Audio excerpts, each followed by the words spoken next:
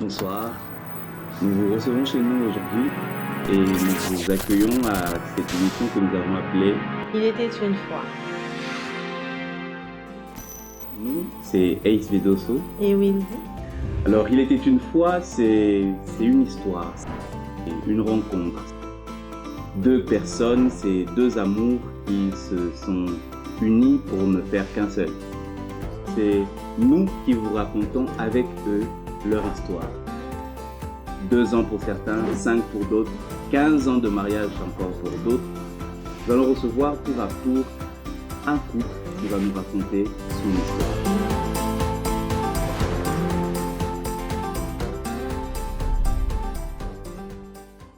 Bonjour chez vous, Bonsoir chez vous. bienvenue encore une fois. Ah, il était une fois. Cette émission qui était la nôtre, qui est devenue la vôtre. Vous avez eu l'habitude de demander des couples certains que l'on pensait être inatteignables, mais par la grâce de Dieu et par un concours de circonstances très heureux, nous remercions Vanessa Vanteto pour son aide dans la capture, dans l'invitation de ce couple qui a accepté volontiers de venir nous raconter son histoire. Pour ceux qui les suivent sur les réseaux sociaux, ils avaient commencé une première, puis une deuxième partie. Ils nous font l'honneur de nous faire la totale chez nous à Il était une fois. Mesdames et messieurs, j'ai envie de faire durer le suspense. Mais même ma femme est déjà en train de me dire, vas-y, annonce qu'on commence. On veut autant connaître que vous cette belle histoire. Ça fait maintenant 7 ans qu'ils sont ensemble, 3 merveilleux petits-enfants. Et aujourd'hui, nous avons l'honneur, le plaisir et le privilège de recevoir pour vous le couple de Cassie et Boris Chimpi. Il était une fois les Chimpi. Alors bonsoir à tous qui nous regardez. Alors nous sommes le couple Chimpi, Cassie Kalala Chimpi, ma merveilleuse femme, et moi Boris Chimpi. Alors nous sommes parents de 3 merveilleux enfants, Yoam, Yohana et Iloam. Et nous sommes à Il était une fois.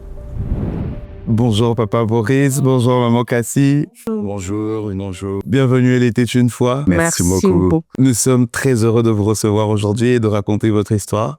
Okay. Comme nous l'avons dit tout à l'heure, c'est à nous que vous racontez. Eux là, les caméras là, on s'en occupe pas. C'est nous qui voulons savoir. Il était une fois vous.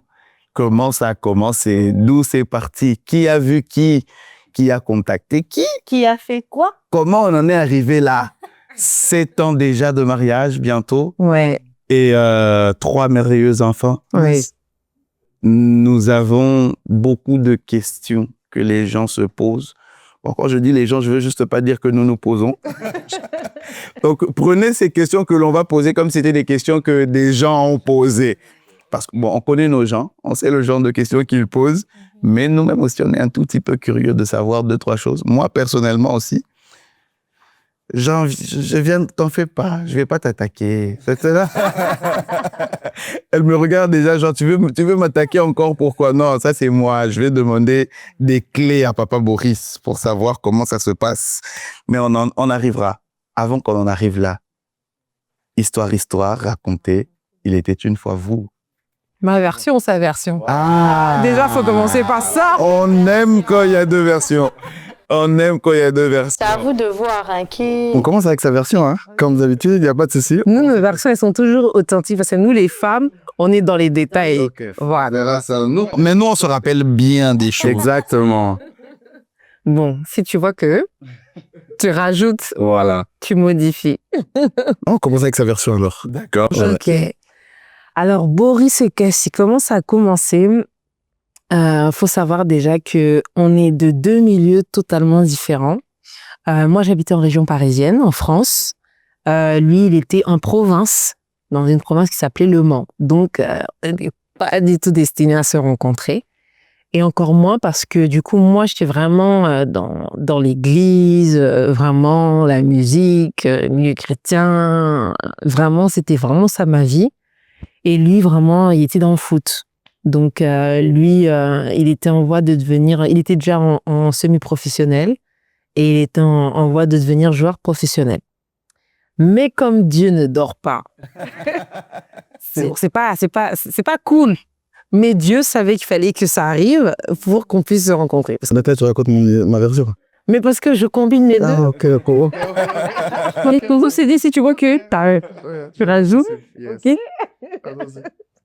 Et donc, du coup, moi, de mon côté, je sortais un peu, voilà, vous voyez, la jeunesse, les copinages, tout ça. Donc, moi, j'étais un peu compliquée. Donc, après, j'ai dit, Seigneur, je vais me concentrer sur toi.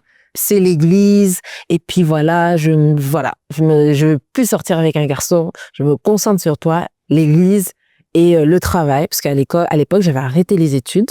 J'avais eu mon bac, j'avais arrêté les études et je travaillais. Et lui, il s'est fait que... Je peux raconter ta partie. Ouais, donc pour reprendre juste, alors, ouais, donc moi je faisais du foot, j'ai toujours fait du foot depuis l'âge de mes 12 ans. J'ai fait donc tout ce qui s'appelle sport, études et centre de formation, c'est-à-dire vous faites le foot avec l'école, cumulé ensemble, mais dans un club professionnel. Et donc on monte chaque année les échelons.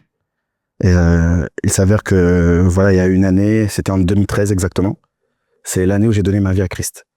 Il s'avère que j'étais avec une personne pendant à peu près 5 ans avant. Bon, j'étais pas marié, hein, j'étais juste avec une personne. Et il s'avère que lorsque j'ai donné ma vie à Christ, du coup, voilà, il y avait beaucoup de choses qui changeaient. Et à la fin de cette année, je devais partir aux États-Unis. Donc, je devais partir aux États-Unis, c'était en juillet. Et alors que je devais partir aux États-Unis, une semaine avant, j'ai mon agent de foot qui m'appelle et qui me dit « Oh, il y a un club professionnel qui aimerait te voir à l'essai. Je sais que tu pars aux États-Unis, mais bon, on ne sait jamais si ça peut être ici, ça peut bien se passer. » Et donc, je vais là-bas, j'ai dit, OK, pourquoi il n'y a pas de souci. De toute façon, j'ai tout qui est déjà préparé pour moi aux États-Unis. Donc, je vais à cet essai. Donc, ça se passe très bien. Première mi-temps, tout se passe très bien. Donc, à la mi-temps, donc, il y a mon agent qui vient me voir et qui me dit, t'as juste à rester 10 minutes. J'ai vu le coach, en tout cas, il veut trop que tu restes et tout. Donc, on revient à la mi-temps et donc l'arbitre siffle et le premier ballon qui arrive, donc je saute et en retombant, j'ai mon genou qui part. Voilà, j'ai mon genou qui part et directement je sens qu'il y a quelque chose qui se passe en fait et j'arrive pas à me relever. Et sachant qu'une semaine après, je devais partir aux États-Unis. Pour le foot. Voilà, exactement. Sachant que j'avais tout qui était préparé. Donc là, je me blesse. Donc là, je sens que tout est foutu en fait. Que toute ma vie, j'ai fait du foot depuis mes 11 ans et tout ça. Je sens que vraiment il y a quelque chose de grave. Et ça n'a pas menti. J'ai appris que juste après, c'était le ligament croisé puis aussi ménisque interne. Donc, ça veut dire 7 mois d'arrêt. Donc, qui veut dire 7 mois d'arrêt, c'est-à-dire que tout le contrat que j'avais aux États-Unis, tout devait être annulé. Et donc, du coup, j'étais en larmes. C'était vraiment une période très, très compliquée. Comme j'ai dit, c'est l'année où je donne ma vie à Christ. Donc, j'en voulais vraiment dire. Attends. C'est comme moi, je te donne ma vie que voilà, tu fous ma vie en l'air. Exactement. Donc, tout l'été, je me rappelle, de juillet à août, vraiment, je suis resté tout seul. J'étais vraiment pas bien. Donc c'est là aussi que j'ai décidé avec la personne avec qui j'étais, non, j'ai besoin de revoir certaines choses. Et même au niveau avec le Seigneur, j'ai besoin de me retrouver vraiment. Et donc, je me suis lamenté pendant un petit temps, mais je suis un garçon quand même. Donc au bout d'un moment, il faut se relever. Comme Dieu ne dort pas. Non mais c'est vrai, parce que c'est un mal pour un bien. Parce que s'il était parti aux États-Unis... Non, mais il faut que ça atteste. Non, c'est vrai. Si il était ici, on regarde bien, c'est vrai que c'est triste parce que on se met à la place quand on voit par exemple des petits garçons, comment ils aiment le leur foot, leur rêve de devenir footballeur. Et là, c'était déjà, il était à la porte, il partait dans une semaine. Exactement. Mais s'il était parti aux États-Unis, il n'y aurait pas eu Johanna, il n'y aurait pas eu Johan, ni Loam. On ne se serait jamais rencontrés parce qu'il serait parti aux États-Unis. Donc Dieu a fait que, je sais pas, est-ce que c'est Dieu est souverain? Non, c'est vraiment Dieu. Toutes choses concourent pour le bien de ceux qui aiment Dieu. Donc le mal, Dieu l'a transformé en bien. Ouais. Donc c'est important que je le souligne que comme Dieu ne dort pas. Non, mais c'est vrai, il y a pas de hasard comme on dit avec Dieu. Et donc du coup à partir de septembre jusqu'à fin de l'année 2013. Vraiment là, il y avait le feu du premier amour, hein, comme on dit. J'ai dit, OK, Seigneur, il n'y a pas de souci. Je vais être en jeûne jusqu'à la fin de l'année. Jeûne et prière. J'étais étudiant en plus à cette époque-là. Je vais être en jeûne jusqu'à la fin de l'année. Et année décembre, on arrive, je crois, aux alentours du 20. Je dis, bon, je vais passer dans cette nouvelle année. Ta poste c'était que je parte, il n'y a pas de souci. Mais je vais te suivre. Je vais faire ce que tu me diras de faire. mais à une condition. Si je dois pas avoir de femme, il n'y a pas de souci, je n'aurai pas de femme. Mais si je dois avoir une seule femme, je veux qu'elle soit, j'ai tout noté. Je veux qu'elle soit une servante, je veux qu'elle te suive, je veux qu'elle soit soumise à moi, je veux qu'elle me respecte. Tout ça, j'ai tout écrit. Et donc ça, c'était fin 2013. Et un mois après, on arrive en janvier, donc je vais à Paris chez mon cousin qui est musicien. Okay. Voilà. Il faut savoir que, comme elle a dit, on n'est pas du tout du même milieu, c'est-à-dire que moi, c'est plus gospel US. Okay. Voilà. Donc moi, c'est de là que je viens de base. Donc quand j'arrive sur Paris, lui, je sais que c'est un musicien. Et quand généralement on est entre cousins, on parle. On parle entre garçons. Ouais, tu connais tel. Et on parle et au bout d'un moment, mon cousin, il me montre une photo. Et donc moi, j'étais pas du tout intéressé. Et dès que je vois la photo, je dis, oh, mais c'est qui cette personne? Et je reste comme ça, je dis, c'est qui cette personne? Il dit, ah, mais tu connais pas? Bah attends, tu connais pas, c'est Kassi Kalala. Et je dis, et donc? Il dit, bah c'est une artiste, elle est grave connue. Et je dis, moi je suis pas dans votre milieu, moi c'est pas mon problème ça en fait, tu vois. Je dis, mais c'est qui? Je sais pas pourquoi, j'ai vraiment envie de lui parler. Et au début, il me dit, non, laisse tomber, autre. Tu me dis si je me trompe, parce que c'est là où ça va un peu, c'est là que ça va un peu. Juste là, les désaccords. Voilà, là ça va un peu, voilà. Et donc il me dit, non, elle s'appelle Kassi Kalala, et c'était à l'époque des BBM, Blackberry Messenger, voilà. Et il me dit, ok, bah, vas-y, je te passe son BBM, si tu veux, il n'y a pas de souci. Donc, il me passe son BBM, et je crois 1 jour ou 2 jours après. Donc, moi, je connaissais mes ambitions, là. Là, c'est vraiment que j'avais vraiment changé. Donc, je lui dis, j'envoie un message, je dis bonjour. Là, il faut que ça soit... Là, on en revient. Là, il faut que ce soit ma version. Voilà. Du coup, lui, il est dans cette période-là, et moi, je suis dans la période où je dis, Seigneur, c'est que l'église, le travail, que toi. Bam, je reçois une notification sur BBM. Donc, je vois sa photo de profil, etc. Mais comme j'étais plus dans un mode où j'étais concentrée, je vois, il est pas moche, il est pas... Mais ok, j'accepte, mais sans plus. Et donc, il m'envoie un message, il me dit « Bonjour Cassandra ». Je vois le message et je me dis, en fait, comme je le connais pas, je vais pas répondre tout de suite. Donc, j'ai pris combien de temps pour répondre? Ça, c'est les fiers des femmes. Vous savez quoi? Ça, c'est quand, au début? J'ai pris quoi? Ouais, peut-être 2-3 jours. 2-3 jours, j'ai vu et je me suis dit, je vais lui répondre. Avant même que j'ai le temps de lui répondre, il me renvoie un message. Il me dit, bon, Cassandra, si j'ai pris ton... Parce que tout le monde m'appelait Cassie à l'époque. Lui m'appelait Cassandra. Donc déjà, il a eu l'information qu'on m'appelait Cassandra. Ouais. Il faut savoir que lui, quand on se frottait la tête avant, quand c'était sérieux, il m'appelait Cassandra. pour vous rappeler un peu que... Cassandra. Il me dit, bon, Cassandra, si j'ai pris ton numéro, c'est pas pour être ton ami. Il faut que je te parle. Il me dit ça. Ouais, franchement, je vous dis la vérité, je sais pas ce qui m'a pris d'écrire ça, mais je savais en fait au fond de moi qu'il fallait que je... Le deuxième message. Voilà, le deuxième message. Alors qu'au premier, on n'a même pas encore répondu. Non. Moi, quand je vois ça, je lui réponds pas. Je vais chez son cousin. Comment vous saviez que c'était son cousin? Parce qu'en fait, son cousin m'avait dit qu'il avait donné mon contact, etc. Et donc, du coup, je vais chez son cousin, je dis, mais pourquoi tu lui as donné mon contact, tout ça et tout, mais tu sais que c'est compliqué en ce moment, tout ça. Bref, c'est pas grave. Puis j'ai répondu, j'ai dit, oui, je t'écoute. Et là, il n'est pas passé par 4 chemins, il m'a dit, écoute, je t'ai observé de ce que j'ai vu de toi. Tu sembles avoir les caractéristiques pour être ma femme. Oh. Donc, c'est à cette étape de l'émission que moi, je sors mon bouet. Et nous clôturons ici. Merci beaucoup. Non. C'est à cette étape que moi, je sors mon bouet. Non, papa Boris. Ouais. Non, papa Boris. Papa Boris, une photo en passant. D'ailleurs, vous n'étiez même pas trop là. C'est genre, vous voyez une photo, mais sur une photo, vous demandez BBM, on vous donne BBM. Puis à l'époque, il a dit dans la photo, je ressemblais à Megan Good. Donc peut-être que... C'était là. Moi, je suis curieuse. À quel moment est-ce que la fille de la photo devient... Il faut que je l'épouse. Qu'est-ce qui se passe? En fait, bah déjà, j'ai beaucoup parlé quand même avec mon cousin. Il faut savoir que je me suis renseigné. Et comme il connaît vraiment les gens, il m'a parlé de sa famille et autres. Et en parlant d'elle, et je sais pas, vraiment, je pense que à cette période-là, comme je vous dis, j'étais vraiment focus. Et j'avais vraiment pas envie de... Il y a la partie où aussi, j'avais pas envie de me casser la tête de faire ce que j'aurais pu faire avant. j'étais vraiment concentré. Et là, quand je lui ai écrit, c'est vraiment venu dans mon cœur de me dire, je sens vraiment que cette personne, je peux vraiment faire quelque chose avec elle et qu'elle semble avoir les caractéristiques vraiment de la femme que je recherche, que je rechercherais à épouser. Voilà. Et donc, quand je lui ai écrit, j'ai dit, voilà, aujourd'hui, j'ai voulu être clair. J'ai pas envie de parler avec toi juste pour qu'on s'amuse et qu'on parle et voilà, on fasse comme les jeunes. Non, si on doit parler ensemble, c'est directement, s'il y a une ambition, c'est le mariage. S'il y a pas ça, ben, on arrête de parler. C'est clair. Comment Voilà. vous prenez ça, genre? C'est clair. C'est pas trop brusque, c'est pas trop genre, il se prend pour qui? Il m'écrit une première fois, j'ai pas répondu. Il écrit une deuxième fois. Finalement, je réponds par courtoisie, et puis il me sort directement des choses comme ça. Bah, c'était très brusque pour moi, sur le coup. Et la première chose que je lui réponds, c'est je lui dis, tu as l'air très sûr de toi. Et il me répond, il faut toujours être sûr de soi dans la vie.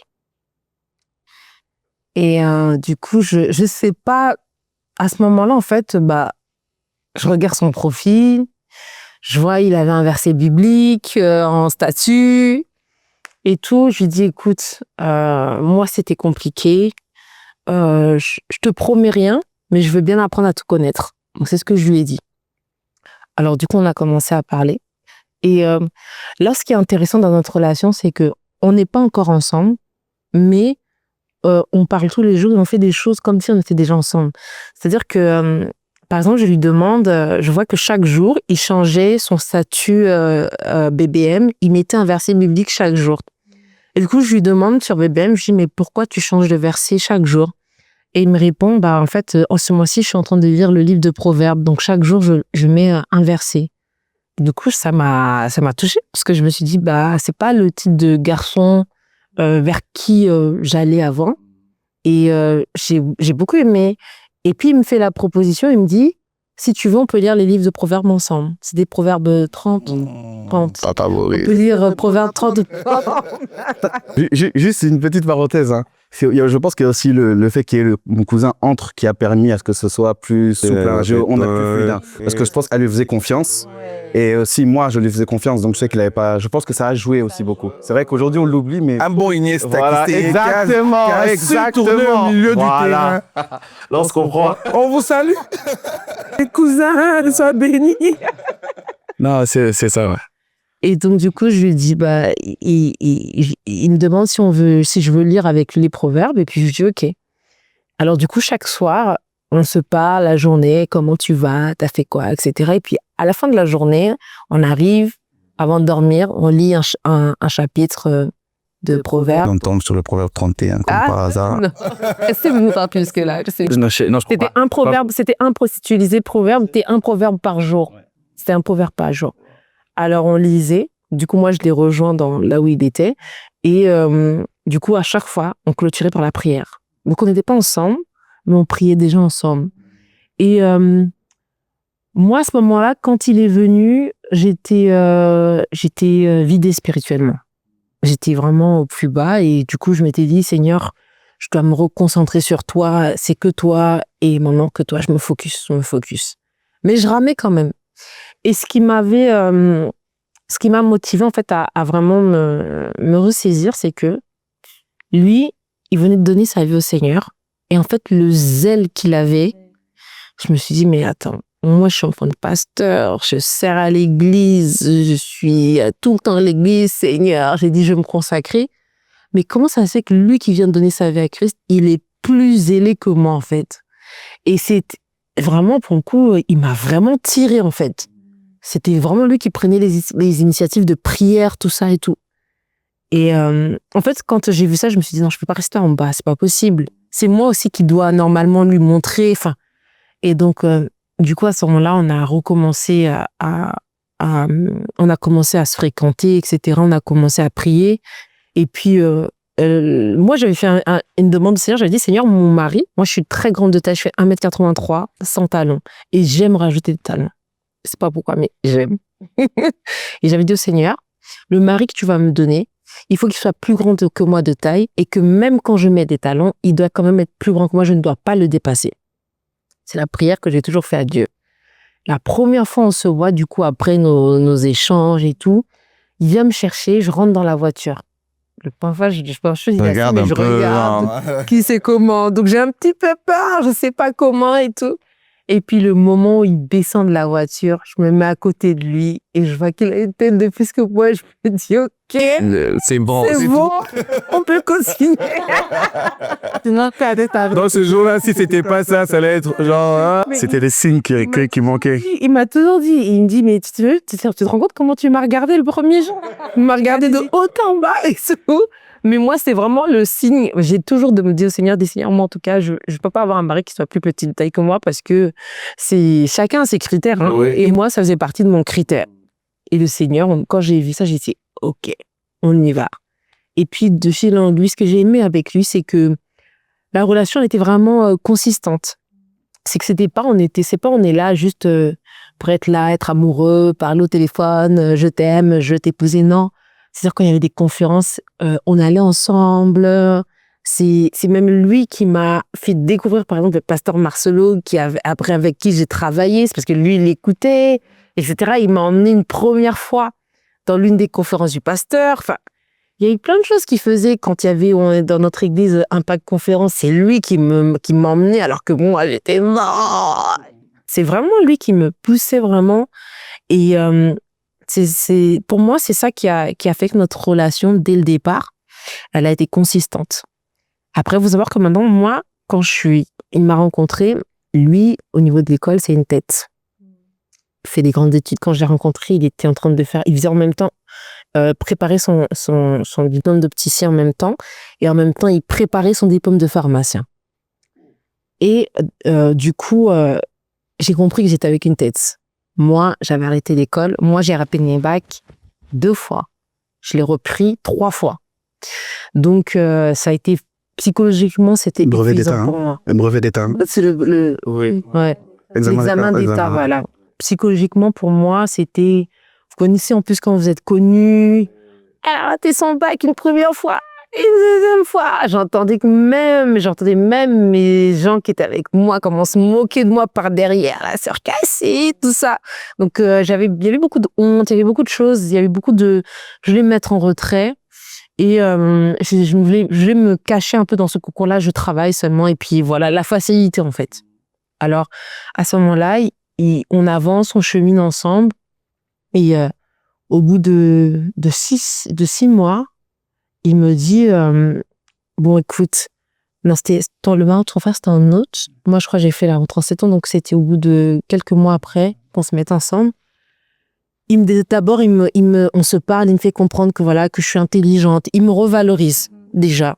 À vos propres yeux même. Voilà, il me revalorise et il me montre que je suis intelligente. Et puis ensuite, il me fait comprendre, il me dit, écoute, moi je suis quelqu'un, j'étudie, je veux faire de grandes écoles. Il avait déjà tout planifié. C'est-à-dire que quand je l'ai rencontré, il préparait son diplôme d'opticien, de préparateur en pharmacie. Et puis, il savait qu'après ça, il devrait faire un stage. Et puis, qu'à l'étranger, pendant autant de temps, et qu'il devrait faire un master. Il avait déjà tout planifié, en fait. Et il me dit, moi, je peux pas présenter quelqu'un à mes parents qui n'a poussé au niveau des études. Qui n'a pas d'ambition. Qui n'a pas d'ambition, voilà. Et c'est un de ses critères. Et donc, il avait totalement le droit. Donc, maintenant, c'était à moi de dire soit je prends, ou soit je laisse. Mais le fait, en fait, qu'il m'avait valorisé, le fait que même si c'était pénible pour moi, bah, ça m'a aidé, en fait. C'était lourd, hein. C'était vraiment lourd pour moi. Il m'a dit, il faut que tu reprennes tes études. Mais il m'a pas dit seulement, il faut pas que je sois avec quelqu'un qui n'ait pas d'ambition, mais il m'a fait comprendre que tu es capable de reprendre tes études. Tu es capable. C'est vrai que tu as raté ton bac 2 fois, tu l'as repassé 3 fois. Et un jour, je travaillais à l'époque en France, c'est un magasin qui s'appelle Primark. J'étais vendeuse. Et donc, après le magasin, j'avais une proposition dans un autre magasin et on nous proposait, en fait, de faire une formation pour devenir manager. Et quand je lui dis, moi, je suis tout contente, je lui dis, voilà, regarde, on m'a proposé de faire la formation pour devenir manager. Comme ça, je vais quitter le magasin là-bas. Je vais aller dans l'autre magasin, je vais être manager, je vais un peu plus gagner, etc. Donc, j'avais un peu cette indépendance. J'étais chez les parents, mais je gagnais financièrement, voilà. Et puis, il me dit, c'est bien.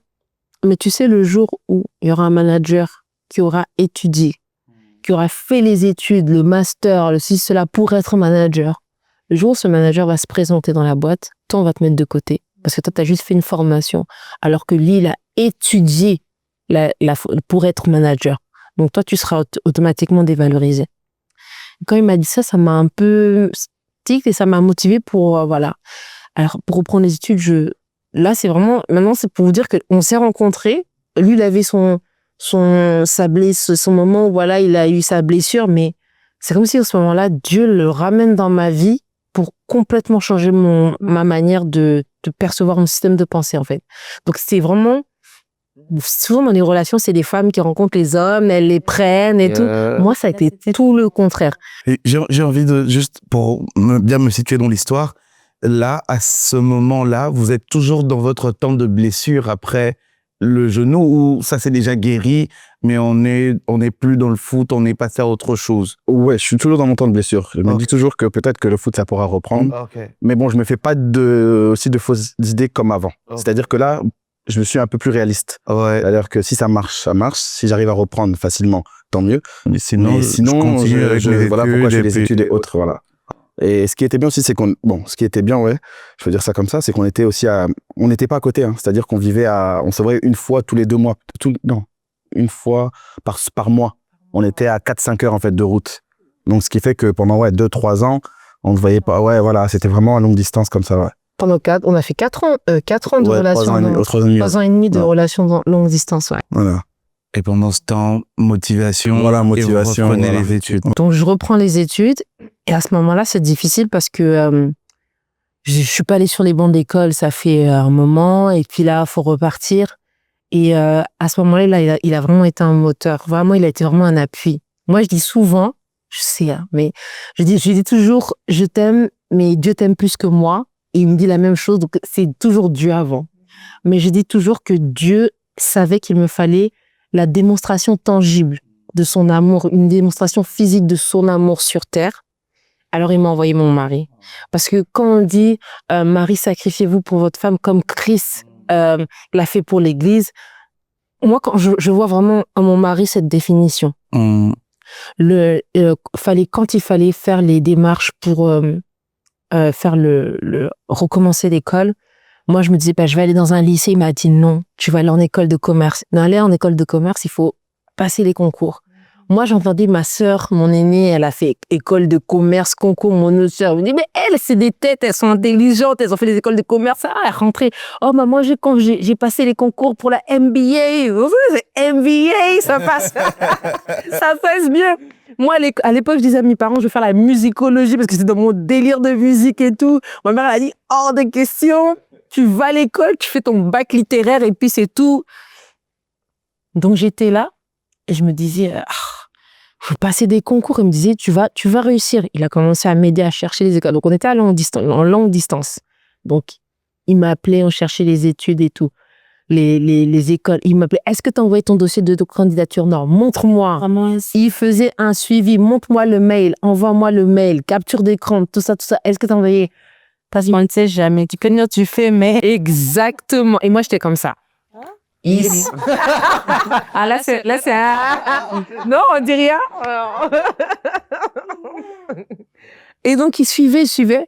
Dossier, après, je passe au concours. Première fois dans une école, je suis acceptée.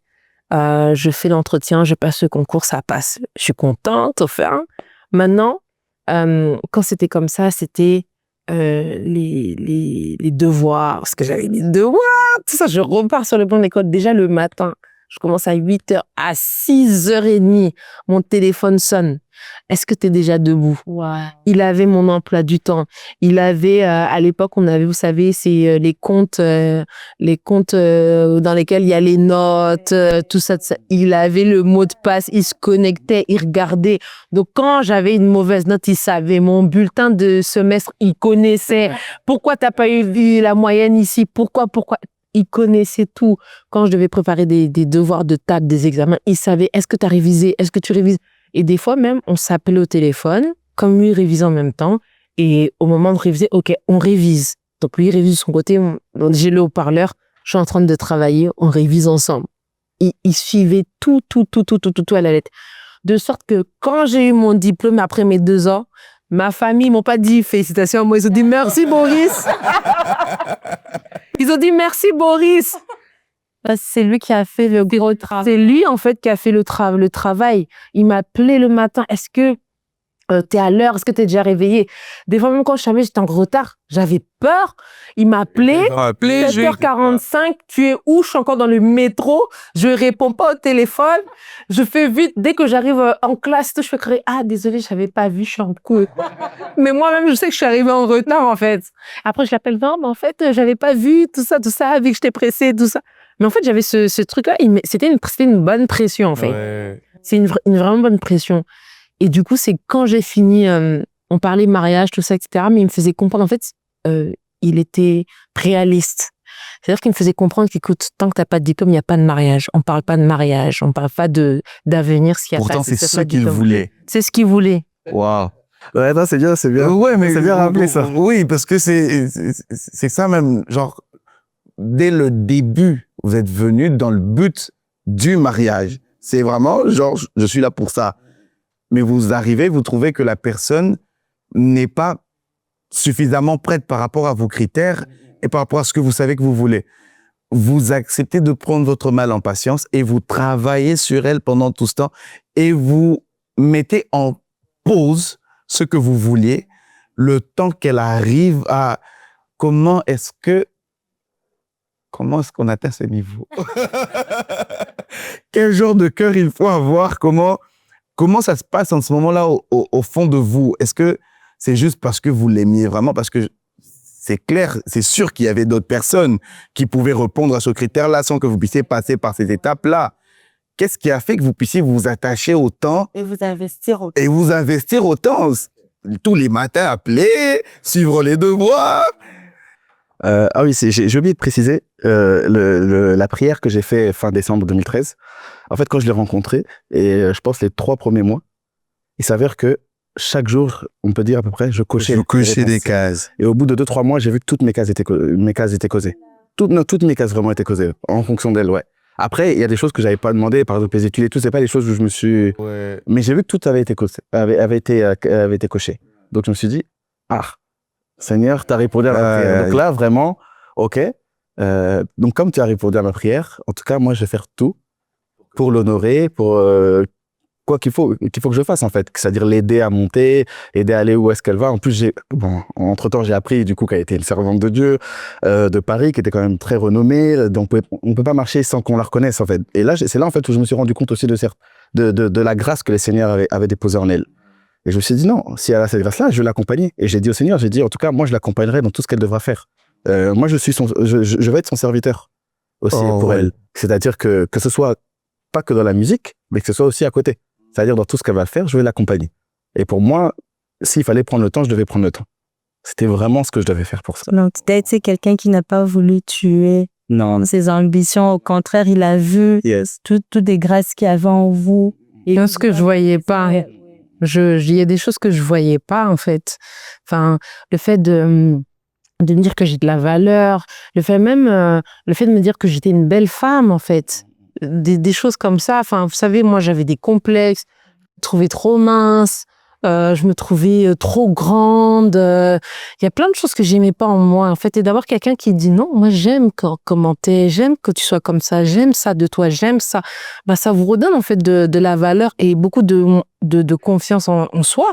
Parce que moi, enfin, dans mon background, à l'époque, au collège, j'ai vécu un peu le harcèlement scolaire, tout ça et tout. Donc, j'étais un peu, j'avais besoin de prouver, en fait, que j'avais besoin de tout le temps avoir l'approbation des gens. Et lui, c'est quelqu'un qui, quand il est arrivé, il a fait un nettoyage, même dans mon entourage. J'étais quelqu'un, j'étais trop accessible. Je parlais à tout le monde. Il m'a canalisé, en fait. Il a retiré il a fait en sorte que toutes les mauvaises personnes qui étaient autour de moi, lui, il savait détecter. Et, il me disait pas tel, il me disait tel. Ok, je regarde. Il prévient des fois, mais il te dit pas non, je veux pas.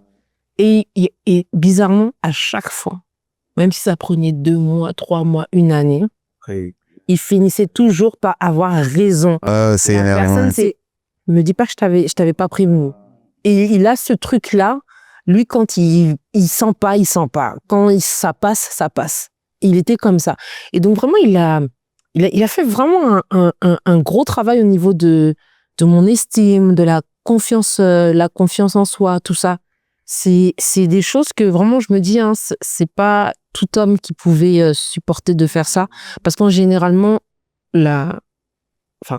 c'est la femme, mais c'est la femme qui fait ça, mais tout ça c'est pour dire que non, en fait, tu peux être aussi une femme et tu peux être dans un état où Dieu te met un homme sur ton chemin qui va venir, tu peux être une fleur qui est fermée, qui a juste besoin qu'on puisse l'arroser, en fait, pour éclore, en fait. Et lorsque tu vas éclore, c'est là que ton potentiel, tout ce qui est en toi va sortir et que tu vas pouvoir te déployer.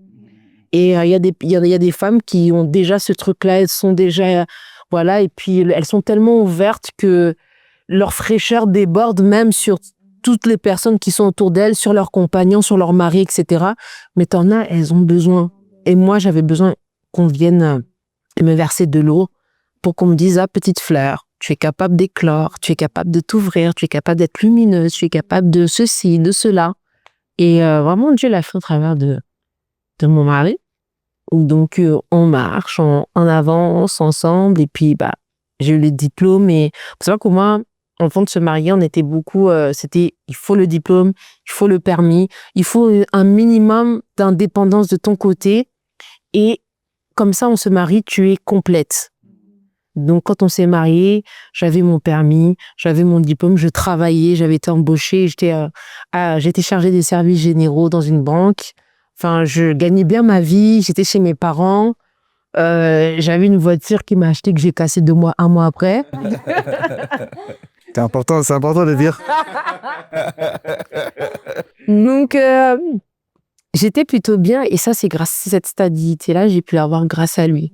Et c'est quelque chose que, dans les autres relations que j'ai pu avoir, c'est pas quelque chose que j'ai trouvé. Et c'est là que tu sens quand maintenant tu rentres, t'es dans une relation pour faire juste du copinage. Et quand t'es dans une relation, voilà, parce que là, tu te mets avec la personne de ta destinée. Et c'est après, quand t'es avec la personne de ta destinée, tu te dis, mais j'ai perdu du temps comme ça. Comment Et parfois, on se demandait si j'avais pas répondu à ce BBM finalement. Répondez au message. Coucou.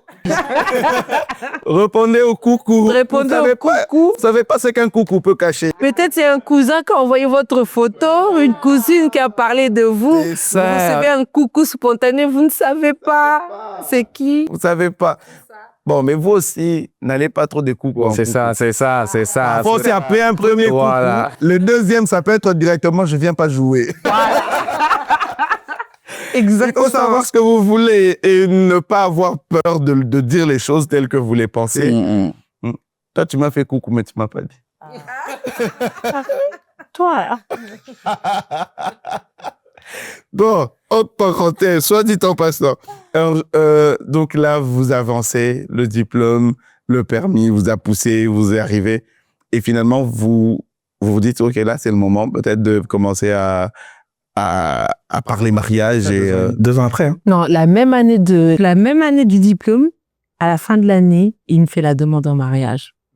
Là, maintenant, c'était une autre histoire. Ça rentre. Yeah. Alors là, maintenant, c'est notre histoire. Il fait la demande. Et vous savez, nous, les femmes, on aime bien, on met la pression. C'est quand? Mais après, quand le moment vient, il y a les réalités. Et moi, la réalité, c'était que je suis d'une grande fratrie. On est 10 enfants.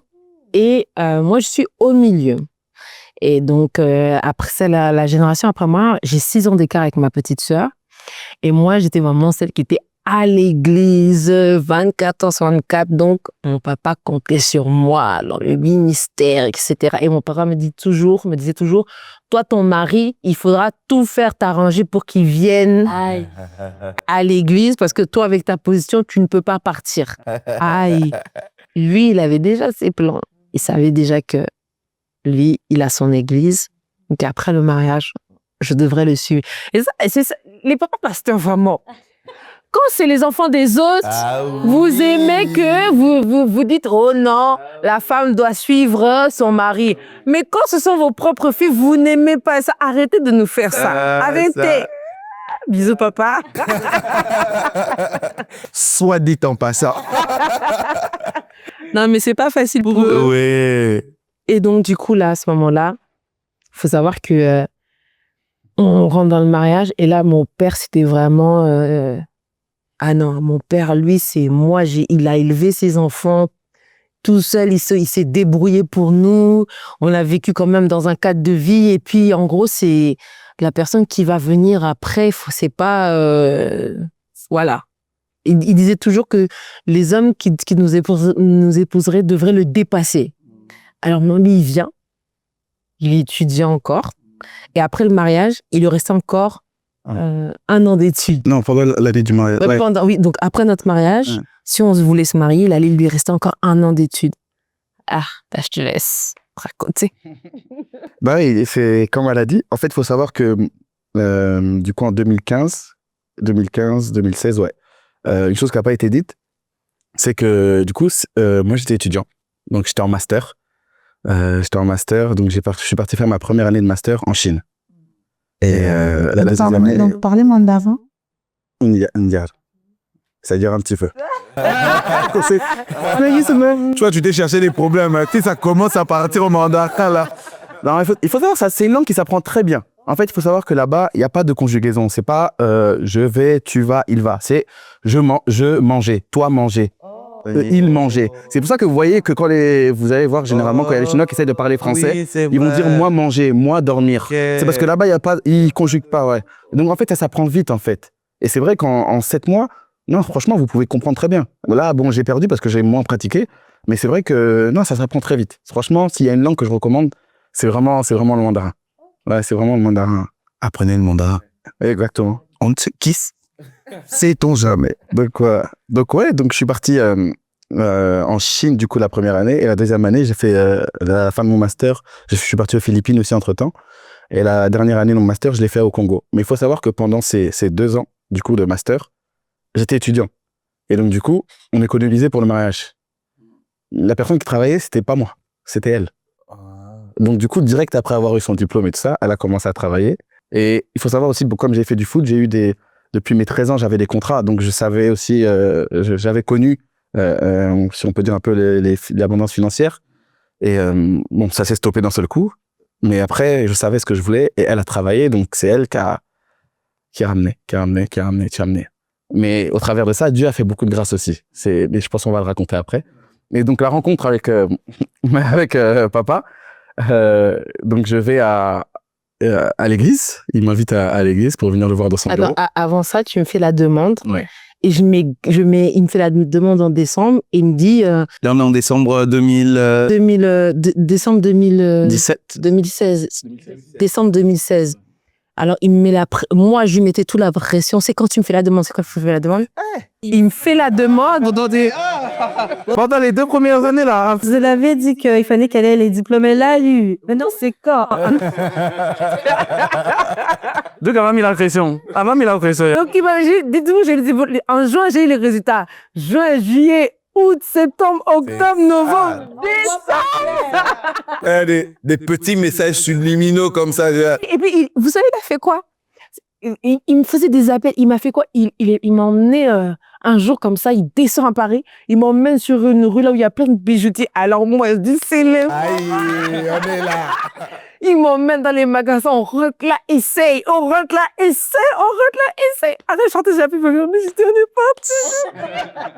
Et puis rien. Puis rien. Comme on dit, walou. Jusqu'à décembre. Et puis maintenant, il sait la demande. Voilà. Maintenant, moi, je suis bloquée, j'arrive pas à aller voir mon père. Parce qu'en fait, là, je sais que, ok, tu voulais le mariage. Maintenant, ça arrive.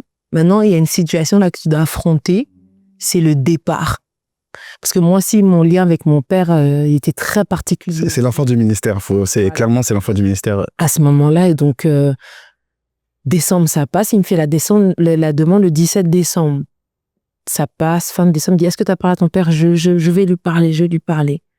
Janvier, est-ce que tu as parlé à ton père? Je vais lui parler, je passe. Bon, j'attends, mon anniversaire passe. Et février, je crois que c'est février ou mars. Hein. c'est à ce moment-là, je vais voir mon père.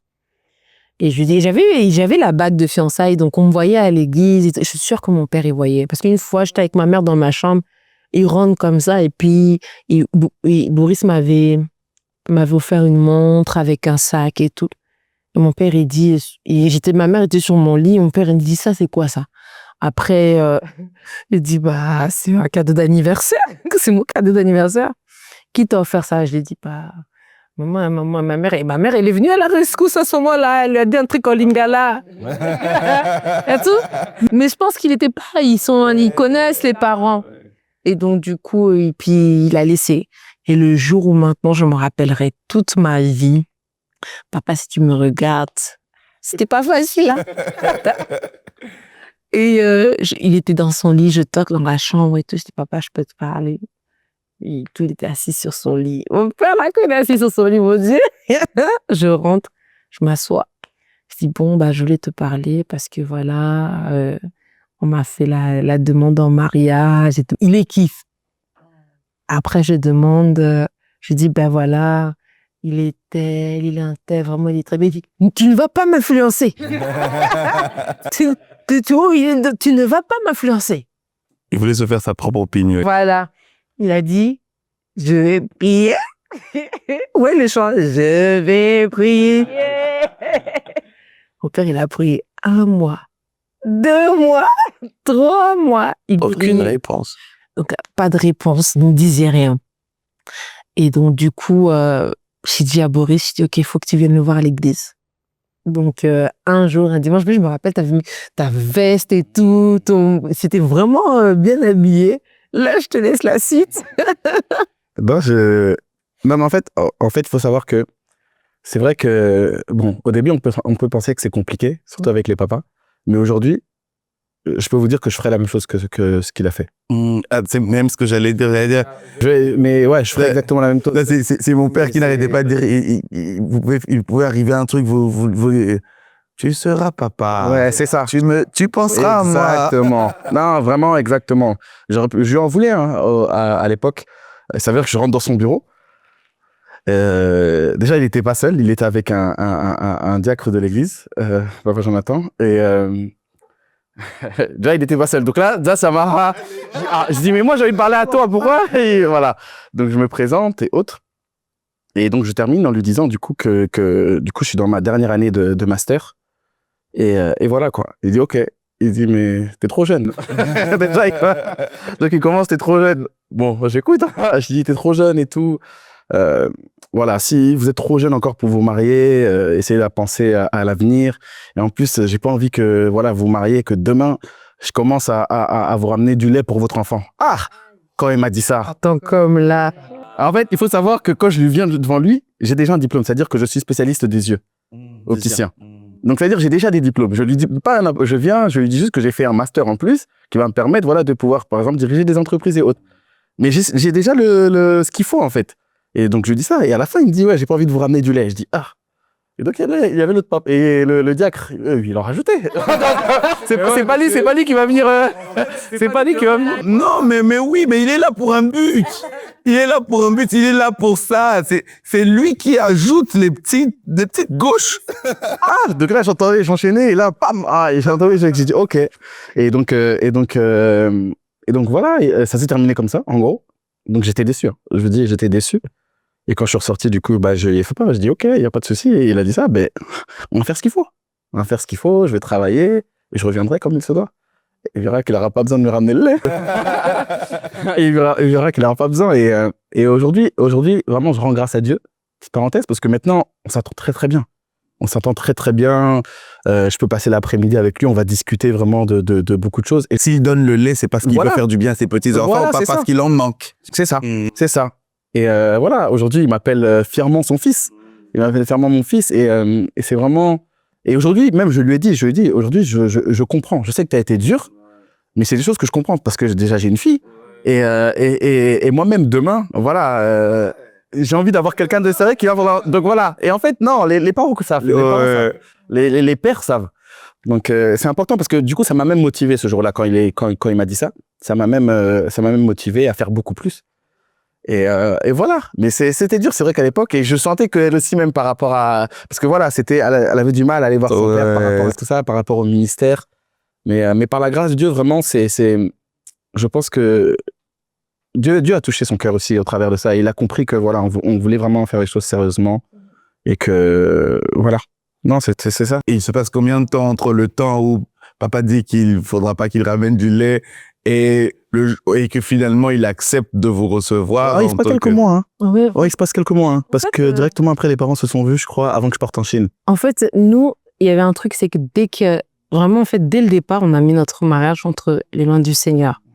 Donc, on priait tout le temps. Et dès qu'il y avait une situation, c'est vrai que, à ce moment-là, quand on est sorti du bureau, on a parlé après, il y a eu la déception, mais on priait, en fait. À chaque fois, on remettait les mains du Seigneur, on remettait le mariage entre les mains du Seigneur, et on disait au Seigneur, touche le cœur de papa. On demandait, Seigneur, touche le cœur de papa, dispose le cœur de papa. Et vraiment, ça, c'était vraiment ma prière. Je demandais au Seigneur que les choses se fassent naturellement, que tout soit vert pour les préparatifs de notre mariage, que les choses se fassent. Et ce qui est particulier, c'est que mon père, il a cette pudeur, en fait. C'est-à-dire que moi, je n'ai jamais parlé de le fait qu'il ait accepté qu'on fasse nos fiançailles. Je n'ai jamais parlé de ça avec mon père. Jamais. Toujours, ça a été... c'est-à-dire que quand les parents se sont vus à Kinshasa, mon père, il est revenu en France comme si de rien n'était. Et moi, il me dit rien. Donc, moi, je me dis qu'il n'y a rien qui se passe et tout. Et donc, non, moi, ma mère à la maison, elle me dit, oh non, t'inquiète et tout. Elle me dit, t'inquiète. Ah, les mamans. Et du coup, c'est ma belle-mère qui m'appelle et qui me dit, oui, on a vu papa aujourd'hui, on a fait ça. Donc, en fait, c'est comme ça que j'avais des nouvelles. Et puis, nos mères se parlaient entre elles aussi. Et donc, c'est comme ça que mon père, il avait vraiment eu cette pudeur avec moi on n'en a jamais vraiment discuté. Et donc, jusqu'à ce que, voilà, les parents se voient à Kinshasa, ils mettent la date et on se retrouve le 18 août. Ouais, avant que je parte. 18 août, on fait nos présentations et puis on se retrouve on fait nos fiançailles et le lendemain, il prend l'avion, il part aux Philippines. Donc, je me retrouve, je dois organiser En Chine. En Chine. Chine. Donc, je me retrouve, je dois organiser le mariage seul. Parce que vous fixez pour l'année suivante. Pour l'année suivante. Là, vous êtes parti pour combien de temps? Parti pour 6 mois. Donc, je suis parti en août et je suis revenu début janvier, il me semble. Début janvier. Ouais. Un peu moins de 6 mois. Ouais, en moins de 6 mois. Et nous, on se mariait en juillet. Ouais. Donc, lui, quand il venait en janvier, il restait pas beaucoup de temps, en fait. Donc, la plupart des choses, on a tout préparé à distance. Avec décalage horaire. Il faut savoir qu'il y a 8 heures de différence aussi là-bas. Je peux rester sans papier. Je l'appelais, quand c'est trop, à chaque fois, je l'appelais comme ça. Mais vraiment, Dieu nous a soutenus.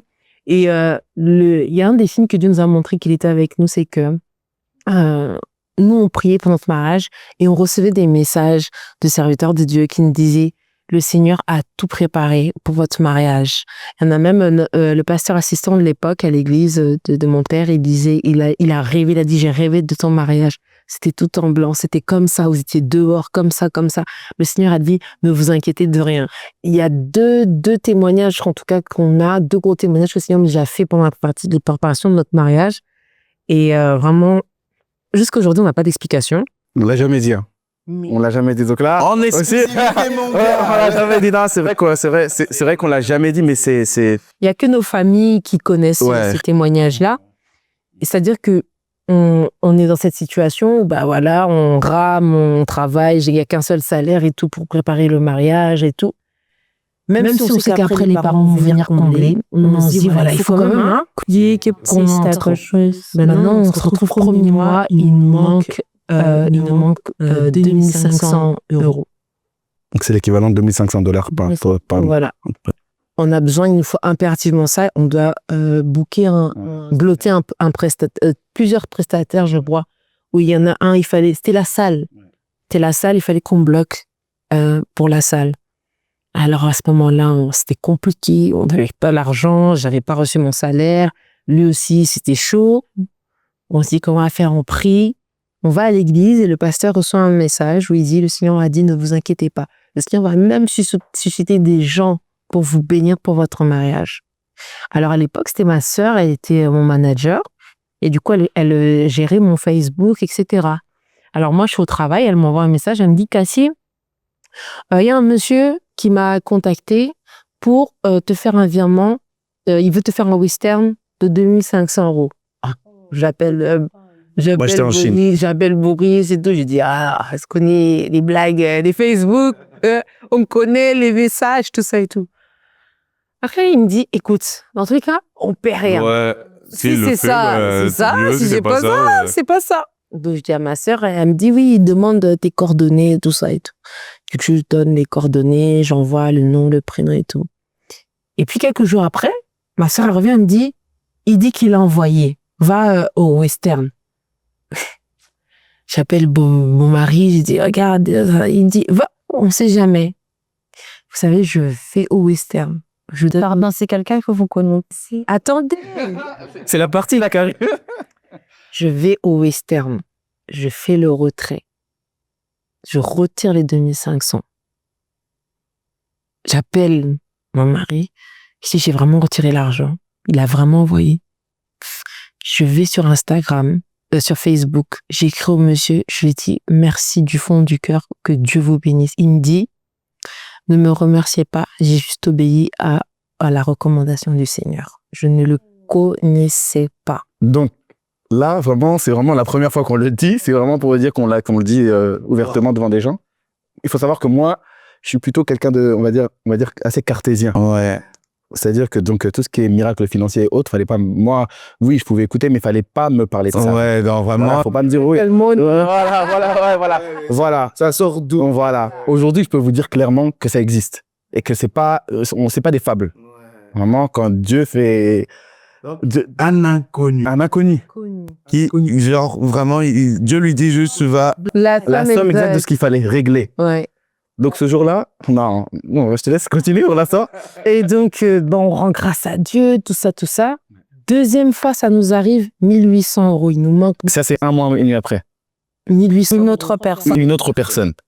La personne, même procédé. Papa, le Seigneur m'a dit, je veux remercier la personne, je la retrouve plus sur Facebook. Oh, non. Jusqu'aujourd'hui, on ne retrouve pas. on ne sait pas qui nous a envoyé les 1800 € là. Il faut voir le nombre de recherches. J'ai dû rechercher peut-être 5-6 fois. Lui, pour chercher, il cherche.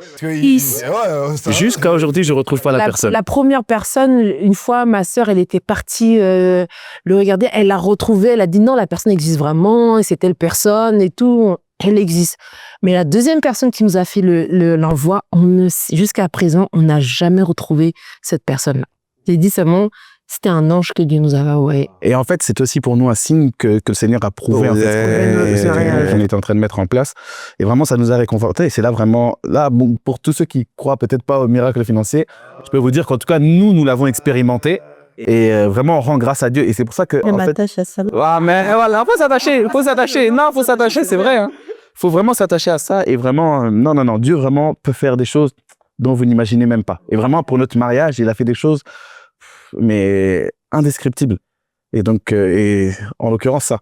Donc vraiment, on rend grâce à Dieu pour ça. 2 fois. Et que quand Dieu veut vous faire du bien, Il peut passer par n'importe qui. Yes. Non, on avait vraiment fait le vœu à Dieu, on avait dit Seigneur, on veut se marier, etc. Vraiment, rends-nous les choses faciles et surtout, on veut qu'après notre mariage, on ne veut aucune dette. On ne veut aucune dette. On veut vraiment, après notre mariage, être libre. Et vraiment, je vous dis que le lendemain de notre mariage, on avait 0 €. Donc, le lendemain de notre mariage, on n'a pas eu un prestataire qui nous a appelés, on n'a pas payé. C'est-à-dire qu'on a dormi lentement. C'est notre mariage, tout ce qui concernait notre mariage était fini. commence la vie. La vraie vie, sans dette, sans rien, sans... Alors que on était là, ils travaillaient pas et tout. Et puis, c'est même pas, on s'est pas dit, ouais, on compte sur ce que les gens vont nous donner. Non. En fait, on était vraiment dans un truc, on s'est dit, OK, Seigneur, fais comme tu veux. Nous, on te fait confiance. Et on était vraiment dans un truc où on faisait confiance au Seigneur pour notre mariage. Mais vraiment, on a vraiment fait confiance. C'était difficile. Oui, j'ai pleuré. Oui, il a eu des moments, il a eu des bad moods. Oui, on a eu des moments où on a été découragés. C'était pas facile, mais en toute chose, faites confiance au Seigneur. Et quand quand vous êtes dans la voie où vous êtes dans sa volonté parfaite, peu importe les montagnes, peu importe les cailloux que vous aurez par terre, quand vous êtes dans la volonté de Dieu, le Seigneur va s'arranger pour assainir votre sentier pour que vous puissiez passer facilement. Et le Seigneur va même disposer des gens, là dans ce cas-là, il va disposer des gens que vous ne connaissez pas. Exactement. Pour vraiment faciliter vraiment votre passage. Et vraiment, en tout cas, je prie que le Seigneur fasse grâce à d'autres couples. Amen. Et c'est vraiment très beau de voir, d'avoir quelqu'un qui témoigne de ça, de ce qu'il a vécu par rapport à ça, parce que quelquefois quand on lit des histoires dans la Bible, on pense que c'est juste des histoires. Mais il y a ce passage que mon frère aime bien. Je pense que ça va être dans les psaumes qui dit à l'Éternel le monde et tout ce qu'il renferme, la terre et tout ce qu'elle renferme. Et en fait, Dieu est riche de tout ce qu'il a créé et il peut utiliser tout ce qu'il a créé pour faire arriver quelque chose qu'il veut. Ça veut dire que quelqu'un est quelque part au Congo ou dans un autre pays, mais un autre quelqu'un a besoin de quelque chose. Et Dieu a donné à cette personne la provision pour l'autre. Et même vous venez remercier cette personne et vous dites, c'est pas moi, Dieu m'a dit de... Nous, on a ce témoignage, nous, c'est à l'envers, nous, c'est à nous que c'est arrivé. OK. On est avec ma femme, on est, je pense, moitié du mois comme ça. C'est chaud. Okay. Vraiment, on est, je pense, mi-novembre ou début novembre. Début novembre. Donc, tout ce du mois passé est déjà fini, on n'a plus rien, on est vraiment très juste comme ça. Et on se dit, non, on a besoin d'argent pour telle chose, pour telle chose, pour telle chose. Et on prie, on dit à Dieu Seigneur, bénis-nous, on a besoin d'argent et tout. Et vous savez, je vais au boulot un jour, tout bonnement, j'arrive, à 17h, je veux rentrer, on me dit, ah non, il y a un petit truc là, il y a des gens qui vont faire des vidéos à la résidence et tout. Il faut quand même que tu sois là. Voilà, je veux que tu sois là avec les équipes et tout. C'est ma chef qui me dit. Je dis, bon, ok, d'accord. Je descends, un peu en boudant d'ailleurs, parce que je suis déjà fatigué, je veux rentrer. Et je suis là, on devait commencer à 18h, on a commencé à 22h. Okay. Déjà, vraiment, je râle. Je finis de travailler, on finit vers minuit ou 1h moins. Et la personne à qui on était en train de faire des vidéos et tout, et pour qui on était venu travailler, dit, ah, les équipes ont traîné, ils sont là depuis longtemps, faites-leur du bien, donnez-leur quelque chose. Et on se partage, on se retrouve, je pense en main, j'ai 2800 ou 3200 $. On me dit, ça c'est pour toi. J'ai dit, oh Jésus, 2800, hein. J'ai dit, oh Jésus, wow, Jésus. J'appelle vraiment. Écoute, okay. Donc moi j'ai 2800 $, j'ai dit, ah Seigneur, tu as agi, c'est même plus que mon salaire. Tu me donnes un salaire comme ça, gratuitement comme ça, avec des bonus. J'ai dit, merci Jésus. Je rentre chez moi à 1h du matin, elle est endormie, je dis, je vais pas la déranger. Mais je sais que même si je rentre à 1h, le matin, quand elle va voir la petite prime, elle va comprendre pourquoi j'ai traîné. On se réveille le matin, elle se réveille, l'enveloppe était dehors sur le chevet de son lit à côté, parce que je lui ai dit, ah, regarde, hier, là où quand j'ai traîné, là. Rire direct. Quand j'ai traîné, là, voilà ce qu'on m'a donné et tout. Elle m'a dit, oh, gloire à Dieu, vraiment. Avec tous les problèmes que l'on doit régler. Et commence même déjà à faire un dispatch. On enlève les 280 de la dîme. Exact. Et on commence à faire le dispatch. Comme c'était des billets de 100, donc on enlève 300 pour la dîme. On se dit, le reste, on voit comment on fait. Après, je lui dis, ah, mais tu sais, il y a tel homme de Dieu avec qui on avait parlé et tout. J'avais senti que comme sa femme était à terme, qu'on fasse un geste pour eux. Okay. Ça peut acheter des couches ou des trucs comme ça. C'est-à-dire, j'y pensais aussi, mais comme je savais qu'on n'avait pas d'argent, ouais. Je ne t'en avais pas parlé. J'ai dit, non, il faut toujours m'en parler parce que on s'est dit, on leur donne combien? Il me dit, bon, on leur donne même un 300 $ ou un 400. J'ai dit, ok, d'accord, on va leur mettre ça de côté. J'ai dit, ah, je l'appelle pour savoir il est où. J'appelle le gars. Allô, homme de Dieu, comment vous allez? Il me dit, ah, ça va, et toi? J'ai dit, ça va. Et non, avant, il t'envoie. Non, c'est quand je l'appelle. Tu es où? Il me dit, non, je suis en ville et tout. Je lui demande, comment va madame? Elle accouche quand? Il me dit, ah, elle accouche bientôt là. D'ailleurs, je suis en train de rire parce que on vient de m'envoyer l'hôpital vient de m'envoyer la facture pro forma de son accouchement et tout ça. Et le forfait qu'elle a choisi avec, et c'est quoi, péridurale et tout. c'est un montant, je sais même pas par où je vais commencer. Il riait. Attends, je te montre d'ailleurs. Il m'envoie la facture pro forma. J'ouvre la photo qu'il m'envoie. Je regarde le montant. $2 800. Non, d'abord, toi, ce que tu as oublié de dire, c'est que quand tu rentres à la maison, Dieu te dit que c'est pas. Quand je suis rentré, avant que je ne dorme, Dieu me dit, et je remercie le Seigneur, il me demande, qui te dit que c'est à toi? Waouh. Waouh. Comment la fatigue? Non, l'ennemi qui est l'ennemi. Ça, c'est le diable. Ça, c'est le diable. Je suis fatigué parce que Dieu sait qu'on a des besoins. Et donc, non. Elle, quand je se réveille, elle me dit ce truc-là. J'ai dit, ah non, c'est bon. Je ne lui dis même pas directement que Dieu m'avait dit que t'étais pas à nous. Parce que je veux pas. Moi, je me suis dit, c'est peut-être moi. Parce que, ouais, il y a des messages comme ça, quand vous les recevez, vous dites, ça, vous n'avez pas envie de croire que c'est Dieu. Vraiment. Il m'envoie, je regarde, je vois $2 800. Je ferme mon téléphone, je dépose. Elle me dit, qu'est-ce qu'il y a? Mais quand elle me regarde, elle me connaît. Elle sait que... Il y a quelque chose. Mondial, il y a la mabé. Elle sait que le gars ici, s'il réagit comme ça veut dire qu'il y a un truc. Elle me dit, qu'est-ce qu'il y a? Je lui tends juste le message, la photo de la facture pro forma. Je lui dis, regarde le montant. Quand je vois, je commence à... Quand elle voit seulement le montant, elle a commencé à rire. Elle a commencé à rire. Moi, je comprenais directement le message. Et puis elle me dit, ça veut dire quoi? Mais elle sait très bien, ça veut dire quoi? Elle veut, ça gagne le mois. J'ai dit, en fait, hier, quand je suis venu, Dieu m'avait dit que cet argent n'était pas à nous. Et là, en voyant ce montant, c'est le montant exact. C'est à lui. Elle m'a regardé. Elle m'a fait, Elle m'a demandé, pourquoi Dieu nous fait ça? Vous savez, c'est beau quand c'est vers vous que la bénédiction, que ce genre de choses vient. Quand c'est vous qui devez sortir ça. Wow. Ah, pas Boris. Non, on prie, pour les sans prier. Je lui ai dit, écoute, on va prier. Elle m'a dit, non, t'as prié. Dans les mots que ça n'a plus la force. N'hésite pas. On a pris les 300 qu'on avait enlevés pour la dîme, on a remis à l'intérieur, on a fermé. Je lui ai dit, tiens l'argent. On a tenu l'enveloppe, on s'est agenouillé, on a commencé à prier. On a commencé à rire. Moi, je priais, je dis j'ai dit au Seigneur, Seigneur, tu sais qu'on en avait besoin. Wow. Tu sais qu'il nous fallait aussi de l'argent. Mais on a compris et on va obéir. Et on était tellement on avait tellement des besoins que je dis, si cet argent dort dans cette maison, on va bouffer. J'appelle, j'ai dit, tu es où? Non, je suis en ville, je fais des cours. J'ai dit, pardon. Aujourd'hui ne doit pas passer, je dois te voir. Qu'est-ce que j'ai dit? Je dois te voir. On se voit vers 20h en ville. Je dis, écoute, hier, j'étais allé travailler quelque part, on m'a remis une enveloppe, je pensais que c'était pour moi, et Dieu m'a dit que c'était pas pour moi. Quand tu m'as envoyé ta facture, c'est le montant exact qu'il y a dans ta facture. Je lui donne. Et limite, il tombe, parce que Dieu lui avait promis qu'il ne devait pas s'inquiéter, parce qu'il ne savait pas comment ça allait se passer. C'était vraiment genre... Et il me regarde.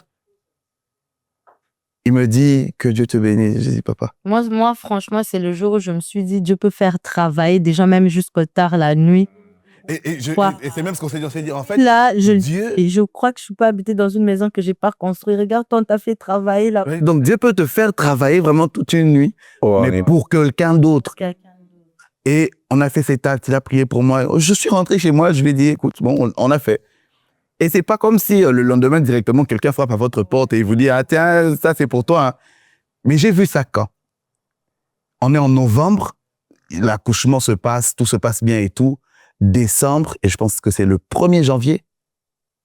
Oui. Le 1er janvier, je suis à la maison, on m'appelle, tu es où? Je dis non, je suis à la maison. On me dit, passe à tel endroit. Et j'arrive, on me donne une enveloppe, on me dit non, c'est une prime spéciale pour le nouvel an ou je sais pas quoi et tout. Je prends, je regarde. C'était plus de 2 fois ce que nous on avait donné. Wow. Et c'est là quand je rentre à la maison, je dis écoute, c'est bien dit, il faut faire. Non, mais imagine, on n'avait pas donné. C'est ça. Vous auriez utilisé cet argent-là peut-être pour des choses, vous n'auriez peut-être pas eu ce qui viendrait après. Et après, Dieu ne vous remet pas toujours de l'argent. Exactement. Vous pouvez obéir à une instruction de Dieu, vous donnez quelque chose qui vous coûte, mais en échange, c'est peut-être une mort qu'il vous épargne. C'est peut-être une santé qu'il vous donne. on veut trop s'attendre à Dieu à la manière dont nous, on se dit, non, si tu donnes, Dieu va te rembourser. Dieu ne te rembourse pas toujours en manière pécuniaire. Il y aura peut-être une opportunité qui va s'ouvrir pour toi à cause du fait que tu as obéi. Les choses de Dieu, c'est compliqué. C'est ça. Dieu vous demande de faire le tour d'une ville pour que les murs tombent. C'est ça. Logiquement, ça n'a pas de sens. Ça n'a pas de sens. Logiquement, quel est le lien entre le tour que l'on fait et le mur qui tombe? Ouais. Quel est le lien entre frapper un rocher et de l'eau qui sort? C'est ça. Mais en fait, le miracle n'est pas dans l'action. Le miracle est dans l'obéissance. Exactement. Le simple fait d'obéir, ça, c'est ce qui déclenche le miracle. Et là, on était là, on s'est dit non. Et nous, on a un principe.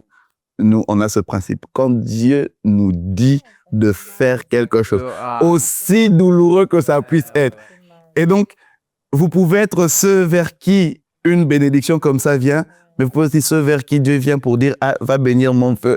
Parce que Dieu, quand il veut bénir quelqu'un, il passe par tous ceux qu'il a créés, par tous ceux qu'il possède, et il possède tout. Il veut payer les impôts, il dit, va pêcher le poisson. Dans le poisson, tu vas trouver une pièce. Et donc, accepter d'être les poissons de Dieu quelquefois. Non, mais c'est vraiment ça. C'est vraiment ça. Et je pense que c'est l'un des secrets aussi en tant que couple, c'est d'être unis. Ouais. Tu vois, parce qu'il y a beaucoup de couples qui peuvent dire, ah non, pourquoi t'as accepté, pourquoi t'as pas, regarde Job et sa femme, tu vois. Non, mais c'est vraiment ça. Et je pense que l'unité dans le couple, comme t'as dit, hein, on va pas déroger à cette règle, c'est-à-dire que si le Seigneur nous dit, on fait. Et je pense que c'est important. Et non, mais je pense, waouh, c'est vraiment fort. Et il y a, on a des trucs comme ça où, moi, généralement, c'est elle que j'écoute. Voilà, c'est parce que, voilà, je sais. Il faut aussi se connaître, tu vois. Et je sais qu'à l'époque, il pouvait y avoir une période où ça pouvait être compliqué. Et sauf que j'ai toujours dit au Seigneur, j'ai dit bon, je sais que c'est la prophétesse de la maison, donc Seigneur, dès qu'elle me dit quelque chose, elle est très, le Seigneur va beaucoup nous parler au travers d'elle. Et dès qu'elle va dire voilà, il y a ça, directement que je m'exécute. Voilà, je m'exécute directement. Et j'ai pas envie c'est pas que je vais faire ça. Comment ça reflète? Non, c'est directement à dire voilà, je fais. Même si on peut être en galère, même si on peut... Non, le Seigneur nous a toujours rendu même au-delà même de nos espérances. Donc vraiment, je pense que c'est vraiment un énorme secret que les gens doivent comprendre par rapport au couple, ça. Oh, gloire à Dieu. Ah, c'est tellement beau. Alors là... On était à l'église. On retrouve d'écouter la prédication du pasteur Vedoso, numéro 2. Bien sûr, donc et là, vous vous mariez, les choses se passent bien, Dieu envoie des corbeaux, vous nourrir et vous vivez le miracle de Dieu et vous entrez dans le mariage. Comment ça se passe ces premières années? Est-ce que c'est difficile? Est-ce que ça se passe bien? Est-ce que l'amitié qu'il y avait avant, vous l'avez dans le mariage, vous le vivez? Est-ce que c'est toujours rose? Est-ce que, avant qu'on entre dans le sujet vraiment qui, moi, m'intéresse, je voudrais quand même finaliser avec cette histoire de mariage. Oh, sois calme, mais tu as peur de quoi? Comment ça se passe ces 2 premières années où...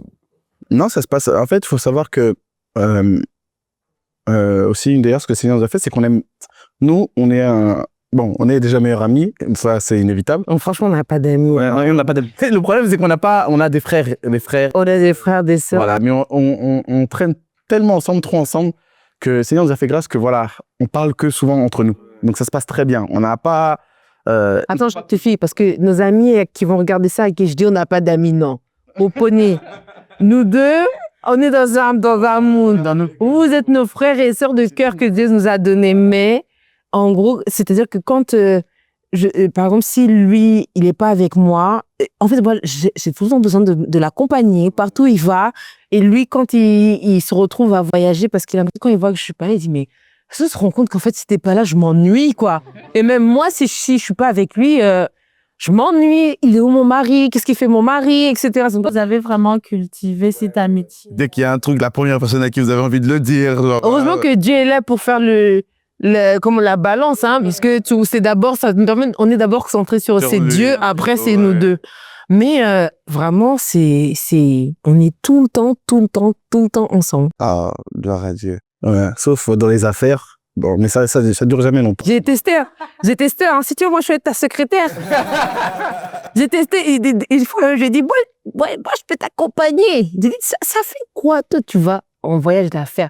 Tu rentres seulement, tu vois ta femme, elle est dans ta chambre. elle t'attend. Même si dans la journée, je te dérange pas dans tes affaires. Je suis là. Après une 12 journée de travail, tu es avec ta femme.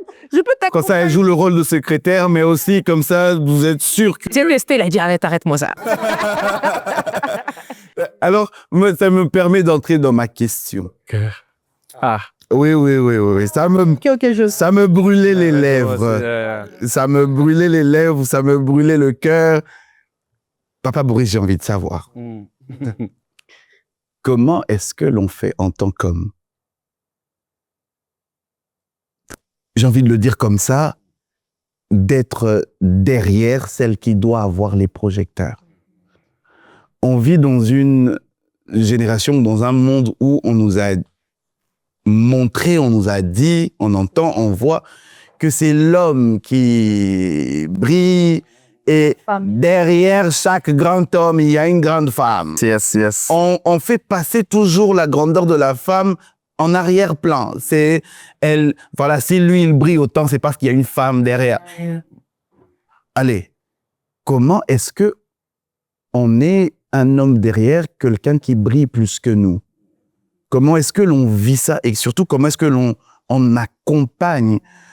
Comment est-ce que ça ne nous éteint pas, nous? Parce que généralement, ou quelquefois, les gens ont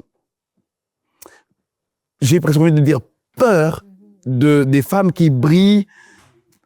Soit ils les éteignent, soit ils les diminuent, soit ils essayent de paraître aussi. Je ne veux juste pas aller dans des exemples, sinon les gens vont me prêter des intentions. Mais quelquefois, vous avez l'impression qu'ils veulent eux aussi avoir leur part de lumière dans... Mais comment est-ce qu'on fait pour rester vraiment derrière? Allez, pour accepter même d'ailleurs qu'elle garde son nom et que ça ne nous dérange pas du tout. Et comment on fait, moi si je peux rajouter, comment on fait pour ne pas éteindre une telle personne? Ok. Ça fait beaucoup de... Comment Non, mais parce que je suis sûr que ça va aider quelqu'un. Parce que malheureusement, il y a des destinées qui ont été éteintes. Malheureusement, il y a des gens qui ne vont jamais atteindre leur plein potentiel juste parce que tomber peut-être sur un mari qui est hyper méga jaloux qui, voilà, non, tu peux pas partir là-bas, non, tu peux pas partir, non, tu peux pas faire ça. Là, par exemple, ces contrats l'emmènent à aller, voyager, partir, répondre à des contrats, Voilà, vous avez compris ma question, vous avez compris ma préoccupation. Non, ouais. Alors, premièrement, déjà, il faut savoir que, du coup, que tout ce qui est être mis en avant et autres, j'ai goûté à ça. Dans ma vie en tant que dans le foot, que ce soit de mes 13 ans et autres, bon, comme on était en sport-études, bon, vous savez, quand vous êtes en sport-études, vous êtes dans toute l'école, c'est vous vous êtes un peu on va dire, les superstars, on va dire. Donc, à force d'avoir, je pense que j'ai dû faire plus de 15 ans de ma vie, ouais, où j'étais à ce niveau-là. Donc, j'ai connu, en fait, cette gloire, si on peut dire ça. Et le Seigneur, je pense, m'avait préparé. Parce qu'en connaissant ça, il faut savoir, du coup, aussi, on a quand même un père qui a été très rigoureux avec nous et qui nous a bien enseigné par rapport à cela. Et ce qui a fait qu'on a, je pense, gardé une certaine humilité. Après, par rapport à ma femme, il faut savoir que lorsque je l'ai vu la première fois ministrer, je crois que c'était avec le pasteur Marcelo. En fait, ce jour-là... C'est vous qui l'avez mis en compte. Alors, il faut savoir, en fait, moi, quand j'ai donné ma vie à Christ, du coup, moi, j'avais besoin de rigueur. Donc, c'était la sainteté. Et le pasteur Marcelo, je me rappelle, quand je l'ai connu, il n'était pas encore le pasteur Marcelo qu'on connaît. Donc, c'était l'année avant que tout le monde le connaisse. Mais il commençait à mettre ses vidéos sur YouTube. Voilà. Et donc, et comme par hasard, je suis tombé sur ces vidéos et c'était sainteté. Alors là, j'étais rigoureux dans ça. Et j'étais dur dans ça. Et il s'avère que par la suite, ça c'est juste pour répondre à cette question, il s'avère que par la suite, du coup, moi, je lui présente le pasteur Marcelo. Il s'avère que je crois par la suite, le pasteur Marcelo t'envoie un message sur Facebook. Ouais, je viens en France et j'aimerais bien que tu ministres avec moi. En fait, d'abord, parce qu'il y avait, à l'époque, le pasteur Moïse Mbié, il avait fait un challenge, une de ses musiques. Oui, exactement. Et j'avais repris Influence-moi en acoustique. Et c'était vraiment dans une voiture et tout, avec la guitare d'un de mes frères. Et puis, je n'aurais jamais... Donc, c'est vraiment quand Dieu fait les choses, ouais, exactement. Je n'entends pas. Et en fait, le pasteur Marcelo est tombé sur cette vidéo sur Facebook. Et le pasteur Marcelo m'envoie un message, il me dit, voilà, tu chantes très bien, etc. Je viens à Paris pour faire la première fois, pour faire la présentation de mon livre, etc. J'aimerais bien que tu puisses chanter pour la présentation de mon livre. Et donc, en fait, c'est comme ça que ça se fait et que Connexion, après, ouais. la connexion se fait et que après, Et donc, du coup, je me rends compte, ah, c'est le pasteur Marcelo. Bah, attends, non, mais c'est parfait. Non, mais, ouais. Et du coup, pour répondre à votre question, il faut savoir que quand je la vois ministrer, du coup, cette première fois, en fait, c'est là où le Seigneur me parle par rapport à sa grâce. Et c'est là où je me rends compte, en fait, de la grâce vraiment qu'elle a au niveau du ministère prophétique, de l'adoration, etc. Et la prière que je fais dans mon cœur, c'est ne permets jamais que je puisse éteindre cela. Et c'est vraiment la prière que j'ai toujours dit au Seigneur. Et c'est pour ça que maintenant, en fait, dans tout ce que je veux, la priorité pour moi, par rapport à elle, c'est son ministère. C'est toujours ça que je place d'abord en avant. Et ensuite, moi, j'accompagne seulement. Et c'est ce que j'ai dit au Seigneur. Je dis, Seigneur, moi, je veux seulement être un soutien, s'il le faut pour elle, mais ne pas venir casser ce que tu as préparé pour elle. Ça, en tout cas, jamais je veux que ça arrive. Pas venir Et calmer et jamais casser. Voilà, exactement. Voilà. Non, mais voilà, c'était vraiment ça. Ne permet jamais que je vienne casser ça. Parce que vraiment, moi-même, je m'en voudrais. Et c'est ce que je me dis tout le temps, en fait. C'est que dès qu'il y a quelque chose, dès qu'il y a le ministère, que je dois l'accompagner, parce que les gens ne savent pas, mais je suis aussi son manager. Voilà, je suis son manager pour l'instant. Donc, c'est ce qu'elle a souhaité aussi. Donc, ce qui fait que je l'accompagne. Et quand je l'accompagne, vraiment, non, c'est plus mari et femme. Hein. Là, c'est la servante que j'accompagne. Donc, je fais bien ce distinguo, en fait, quand c'est pour le ministère. Wow. Mais j'ai compris que vous étiez un peu préparé à ça, vous avez prié par rapport à ça.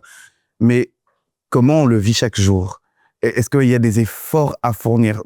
Allez, admettons que quelqu'un n'est pas préparé à ça, justement. Il se retrouve juste être déjà en relation avec quelqu'un qui a les projecteurs sur elle, ou alors qui a les promesses de Dieu par rapport à ça. Quel conseil vous lui donneriez? Qu'est-ce que vous pourriez dire à quelqu'un comme ça qui, alors c'est peut-être pas encore arrivé, mais c'est vers là qu'il est en train d'aller. Et je viendrai vers maman pour donner un conseil pour ceux qui sont justement maintenant devant les projecteurs, parce que il y a le revers de la médaille. Vous, comment vous vivez ça? Comment vous faites par rapport à ça? Et donc, je vais commencer par Papa Boris avant de venir... Alors moi, vraiment, je conseillerais aux hommes vraiment de prier, de ne pas tomber dans l'orgueil, voilà, c'est ta femme, mais il faut savoir qu'elle appartient d'abord à Dieu avant de t'appartenir à toi. Très bien. Et il faut savoir aussi que, voilà, elle a une grâce particulière. Des gens ont besoin de cette grâce. Des gens ont besoin d'être bénis au travers de cette grâce. Des gens ont besoin de rencontrer le Seigneur au travers de cette grâce. Et je pense que la prière que chacun doit se faire, c'est que, voilà, Seigneur, si tu permets que j'ai une femme qui se distingue peut-être par rapport à ce que tu as mis en elle, que je puisse vraiment pas être une pierre d'achoppement pour elle, vraiment, mais que je puisse être une bénédiction. Et c'est vraiment... je dis pas que c'est facile, hein. Ça veut pas dire que ça va être simple facilement comme ça. Bon, moi, personnellement, j'ai pas eu de jalousie par rapport à ça ou autre. Mais ça peut ne pas être facile pour certains hommes, notamment qui ont peut-être pas connu vraiment la gloire haute. Mais je pense que ça peut être aussi bénéfique pour lui. Et bah, du coup, je voulais peut-être le dire à la fin, mais je vais le dire aussi maintenant. C'est que aujourd'hui, dans tout ce que je fais, les affaires et autres, 90% de mes partenaires et autres, je les ai trouvés au travers du ministère de ma femme. Non. C'est-à-dire qu'aujourd'hui, je peux,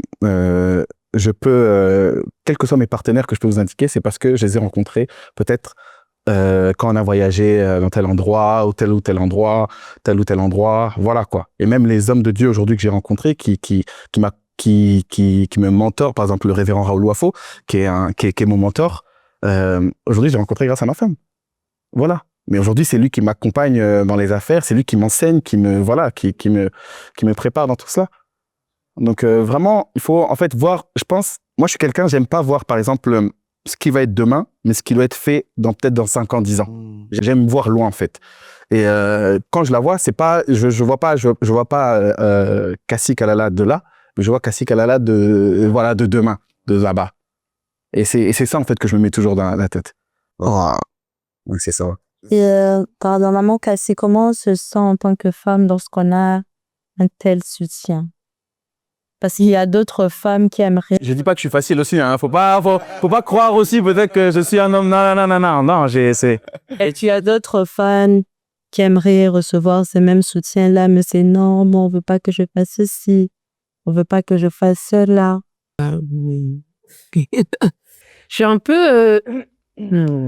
C'est le fait de l'entendre dire ça, ça me... Ouais, qu'il y a des choses que j'ai jamais dites. De pas là. Et j'allais le dire parce que quand vous avez commencé, elle vous regardait vraiment comme ça. Là, il y a des choses des fois que je préfère ne pas dire, mais que je préfère laisser aller, qu'elle entendra un jour. Bon, aujourd'hui, ça fait que ce soit un de ces jours.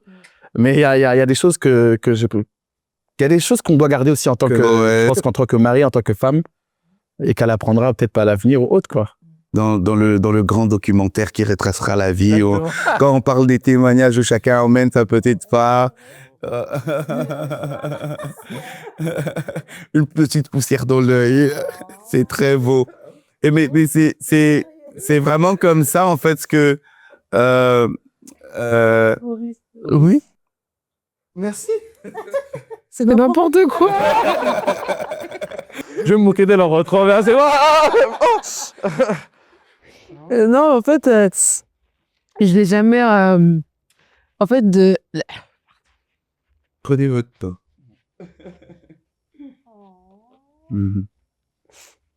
C'est très beau. Ça veut dire donc.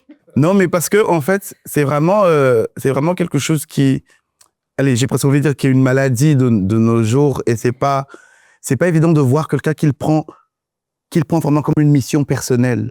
Vous voyez, c'est vraiment moi de ce que je vous entends dire, même quand je lis entre les lignes de ce que vous dites, c'est que vous avez vraiment fait passer cela pour votre mission à vous. Exactement. Je vais vous dire. On est à une retraite de jeunesse de l'église Philadelphie. Je pense qu'on doit être en 2017. Et c'est vraiment une retraite, il y a 500, 600 jeunes. Et on pose une question. On demande quels sont vos objectifs dans la vie. Et chacun est en train de dire, je veux être ceci, je veux être ceci, je veux être cela, je veux être ceci. Et quand on arrive chez moi, on me demandait 2, 3. Je dis, le premier objectif, c'est que je veux réussir ma vie. Et le deuxième, c'est que je veux rendre heureuse ma femme. Et les gens sont genre, vraiment tout le monde est vraiment en train de bailler, genre. Et puis je dis non, l'un de mes objectifs dans la vie, c'est que je veux que ma femme accomplisse ses rêves. Je veux être celui qui aide ma femme à accomplir ses rêves. Et les gens sont vraiment genre, il fait son canard et tout ça. Mais c'est là que tu te rends compte que les gens ne comprennent pas qu'on n'est pas en couple seulement pour vivre une histoire d'amour. T'es vraiment là pour aider l'autre à atteindre son plein potentiel, parce que autant que Dieu va te demander des comptes sur ce qu'il t'a donné comme don, elle fait partie des dons que Dieu t'a donnés. Amen. Et ça veut dire que le jour où Dieu te dit, je t'ai donné 10 talents, il la compte comme des talents. Et il te dit, qu'est-ce que tu as fait de celles que je t'avais données? Ça veut dire que il y avait des choses que tu pouvais sortir d'elle, il y avait des choses que tu pouvais prendre d'elle, il y a des choses que les gens devaient avoir d'elle, mais que toi, tu devais influencer. Ça veut dire que, et ce travail, vous l'avez commencé depuis quand vous poussiez l'école, quand vous poussiez sur tout ce qu'elle devait faire, et jusqu'à aujourd'hui, vous continuez de le faire. Ça veut dire que, en fait, j'ai presque envie de vous dire, bon fidèle serviteur, entre dans la chasse de ton maître, et vraiment, coup de chapeau, et c'est toute la beauté de... Et moi, je comprends Maman Cassie, moi, je me bats. Je me bats. Maman Cassie, ça va. Je me bats. J'ai fait créer des logos, j'ai fait créer des pages. Je dis, mais quand est-ce que tu commences ce que tu dois faire? Je dis, écoute. Non, on est toutes pareilles. Là, c'est bien. Dis ça, c'est bien. Quand ça dit ça, c'est bien. Mais je vous assure, c'est pour ça que je vous disais que il y a quelque chose qui bouillonne, mais comment on fait pour pousser? Peut-être que c'est moi qui ne fais pas assez. Donc, hein? Oh.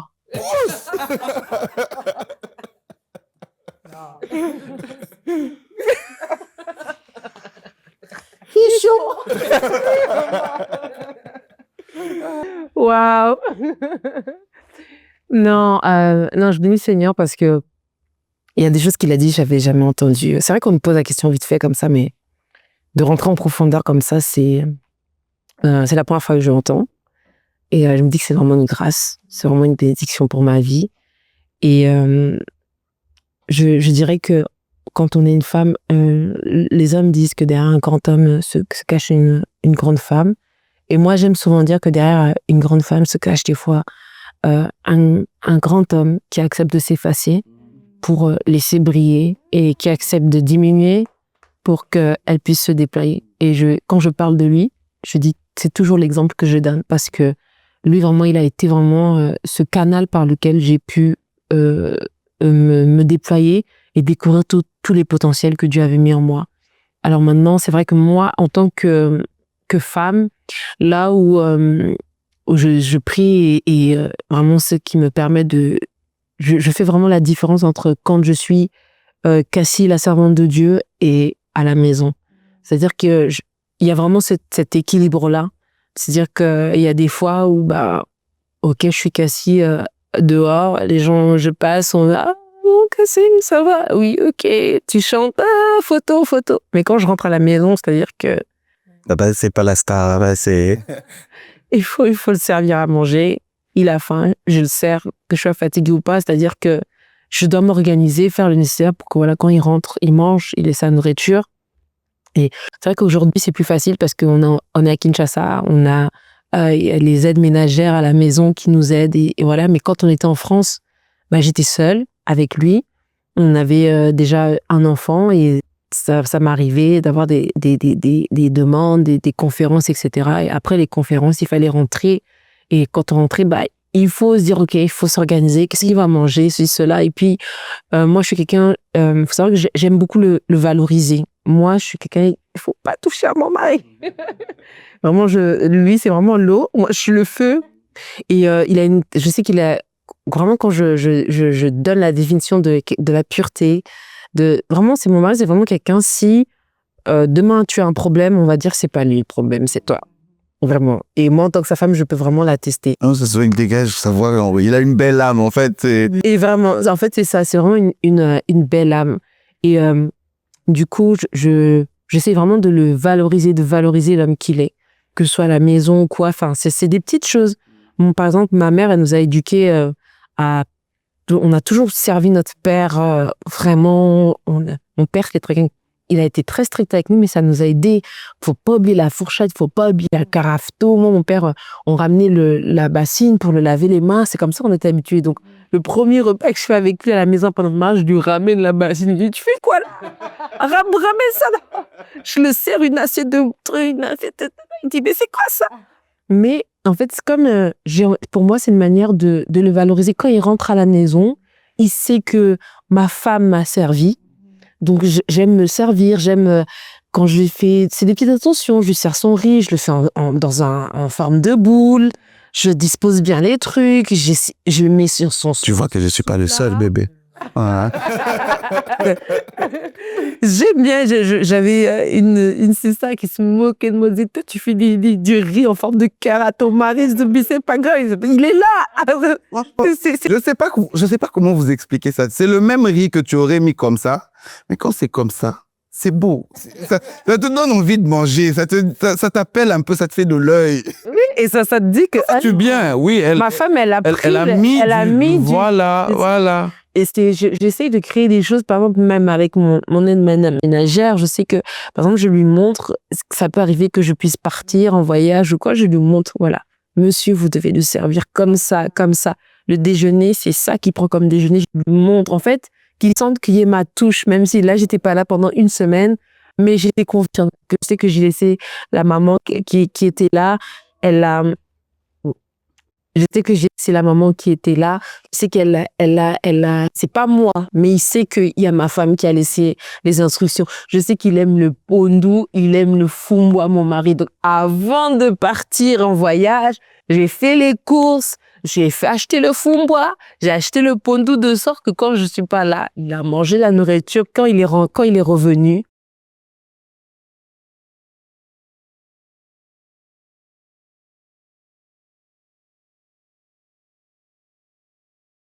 avec le poulet, le riz, parce que mon mari, il mange au fond avec le riz. Ça, c'est une parenthèse, faut laisser à côté. Je comprends pas. Il n'y a rien de plus bon que ça, mais moi, je comprends pas avec du riz. Mais oui, je sens un débat ouvert.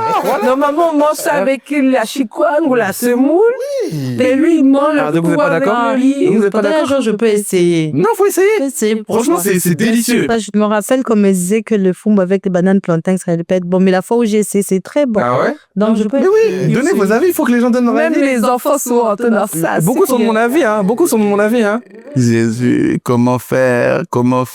Non, mais c'est pour dire que je reste à ma place et surtout au niveau de l'autorité, c'est-à-dire que je lui laisse son autorité. Des fois, les gens, ils pensent que quand on voit que j'ai un caractère dur et tout, et il est calme. Mais non, ce monsieur, c'est un lion. Quand on dit méfiez-vous de l'eau qui dort, moi, quand il me parle là, dès qu'il commence, je reste à ma place, je déborde pas en fait, parce que je sais en fait, et je sais rester. Il y a un moment où nous on est femmes, on aime discuter, on aime dire mais à un moment, ok, tu restes à ta place. Vous avez parlé, hein. Ah ouais, c'est On ça, aime parler. Vous aimez parler, non? Vous aimez parler. Mais il y a un moment, il y a une limite que tu sais que tu peux pas atteindre. Tu peux pas atteindre, c'est lui, ok, c'est lui la tête, c'est lui le chef. Et donc, je lui donne, au dehors, s'il y a pas de problème, c'est moi qui suis en avant, mais à la maison, je lui donne sa place et il sait qu'il a sa place. C'est-à-dire que moi, c'est vraiment, c'est mon mari, je demande à mon mari, c'est mon mari et tout. Donc, c'est comme ça. Donc, c'est ça qui crée l'équilibre, qui fait que, et je prie chaque jour, on n'est pas parfait, hein, mais je prie aussi chaque jour que le Seigneur me donne cette sagesse-là et l'humilité vraiment de pouvoir à chaque fois, même quand je serai devant et que les gens viendront, est-ce qu'une photo, c'est là que, quand je rentre, je redescends. Parce que dans tous les cas, même quand les gens font tout ça, la gloire, c'est pas pour nous, c'est pour Dieu, en fait. Donc, en tout temps, on doit rentrer en nous-mêmes et dire, OK, Seigneur, c'est à toi que revient tout ça, moi, voilà. Et c'est la même chose qu'on doit faire quand on rentre chez nous avec nos maris, pour les gens qui sont dans la même situation que moi. C'est OK, là, maintenant, je suis dans mon rôle de femme. Peu importe, là, je reprends ma position. Donc, c'est un petit peu ça. Gloire à Dieu. J'ai une dernière question avant que l'on ne chute. Ma dernière question, c'est de savoir, alors, vous nous avez bien expliqué les choses. Maintenant, en tant que manager et artiste, il se fait que, voilà, le manager n'est pas d'accord avec quelque chose sur lequel l'artiste est d'accord. L'artiste n'est pas d'accord sur quelque chose avec lequel le manager est d'accord. Comment ça se passe? Comment ça se gère? Là, parce que là, c'est maintenant du point de vue professionnel. C'est là-bas qu'il est. Non, mon artiste n'ira pas dans une... Mais il y a quand même aussi le fait que c'est le pasteur tel. Alors, non. Mais par contre, il y a une chose par rapport à ça, c'est que il m'a jamais forcé à aller dans un endroit. Moi, je suis quelqu'un, quand on me donne une invitation, je fais tout par conviction. Il y a des invitations, je ne réponds pas parce que je n'ai pas la conviction que je dois répondre. Et il y a des invitations où tu pries, tu sens que oui, tu dois y aller. Et c'est vrai que lui, il reçoit les invitations, les gens viennent vers lui, il m'en parle. Mais jamais il m'a dit, tu dois... Après, il m'a déjà conseillé, il m'a dit, c'est vrai qu'il faudrait aller là-bas. Mais ça m'est arrivé aussi de lui dire, non, je sens pas que je dois aller là-bas. Et il a toujours... Ah, le ministère, j'ai pas envie de rigoler avec ça. J'ai vraiment pas envie de rigoler avec ça. Ouais. Vraiment, si je sens pas, il me dit, t'es sûr? Ok, je vais pas. Si je sens que j'ai prié, mais...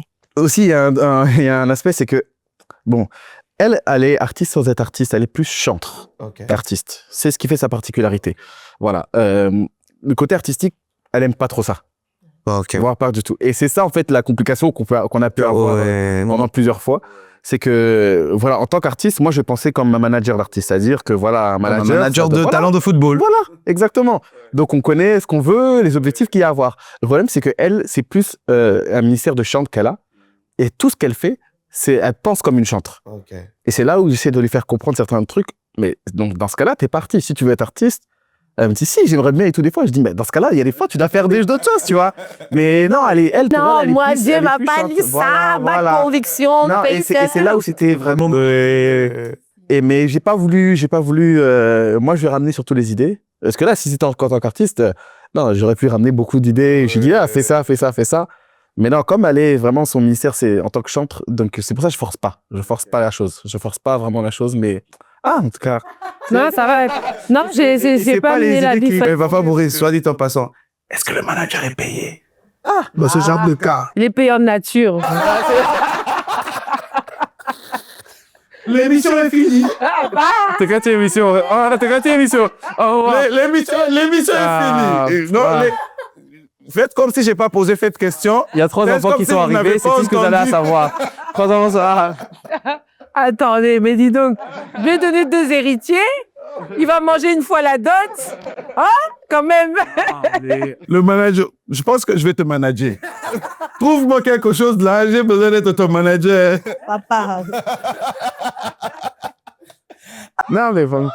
Non, voilà, non, c'est vraiment ça. Mais par contre, à chaque fois que, peu importe, c'est vrai que c'est mon manager, mais le fait qu'il ait la double casquette, peu importe, que ce soit même que, en tant que chante, à chaque fois que je vais dans un endroit, quand on me bénit, etc., en tant que sa casquette d'homme, je lui dis toujours tout, en fait. Je lui remets toujours tout, voilà.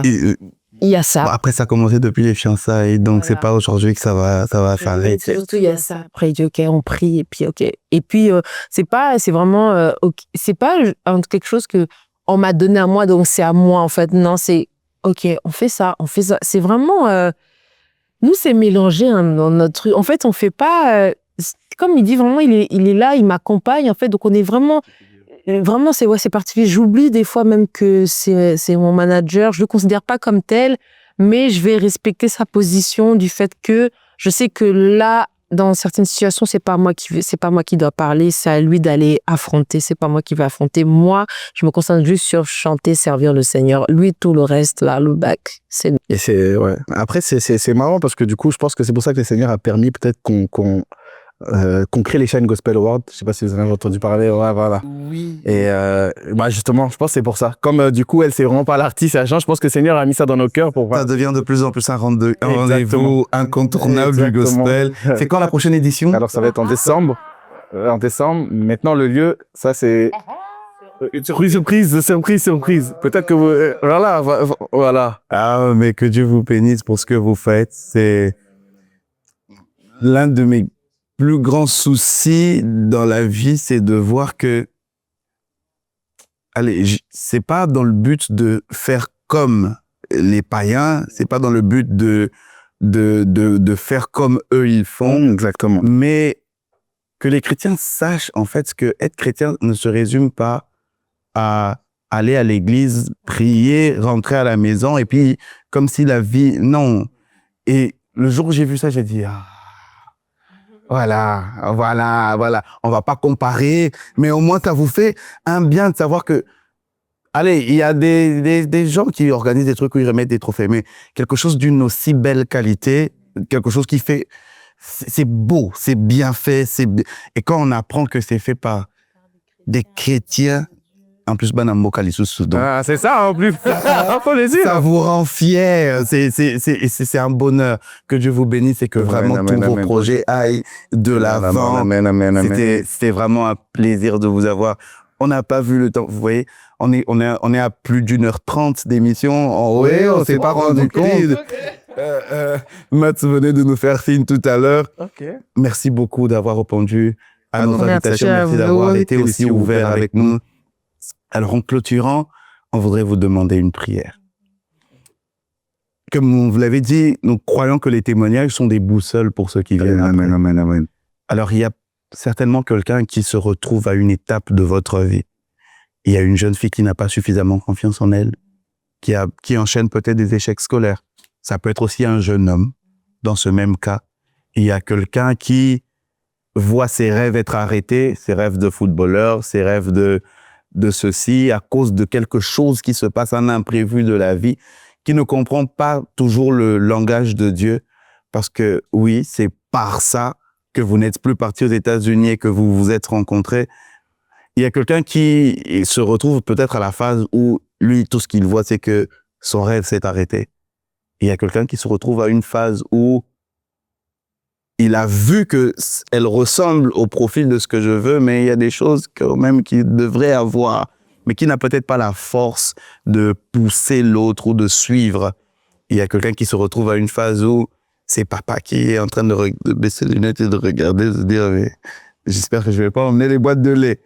Il y a quelqu'un qui se retrouve à une étape de votre vie. Il y a quelqu'un qui a peur du rayonnement de sa compagne ou de son conjoint. Il y a quelqu'un qui ne sait pas comment s'y prendre. Il y a quelqu'un qui peut se retrouver à une phase où elle a peur de s'étendre ou de s'épanouir parce qu'elle ne sait pas s'il y aura quelqu'un qui pourra être... Parce que quelquefois, on nous a dit que pour vivre sa carrière, une femme doit renoncer à l'amour. Beaucoup de gens comme ça se sont dit non, voilà, je suis battante et puis voilà, je dois me focus sur ma carrière. L'amour, personne ne viendra, il viendra pour m'éteindre. Quelqu'un doit peut-être, cette mentalité doit être brisée. Je sais pas à quel niveau quelqu'un pourrait se retrouver, mais on voudrait se demander une prière pour ces gens qui vous ont suivi, qui vous suivront, pour que le Seigneur puisse les aider, que la grâce qui vous a été faite leur soit aussi accordée. C'est vraiment de Dieu. Je t'aime.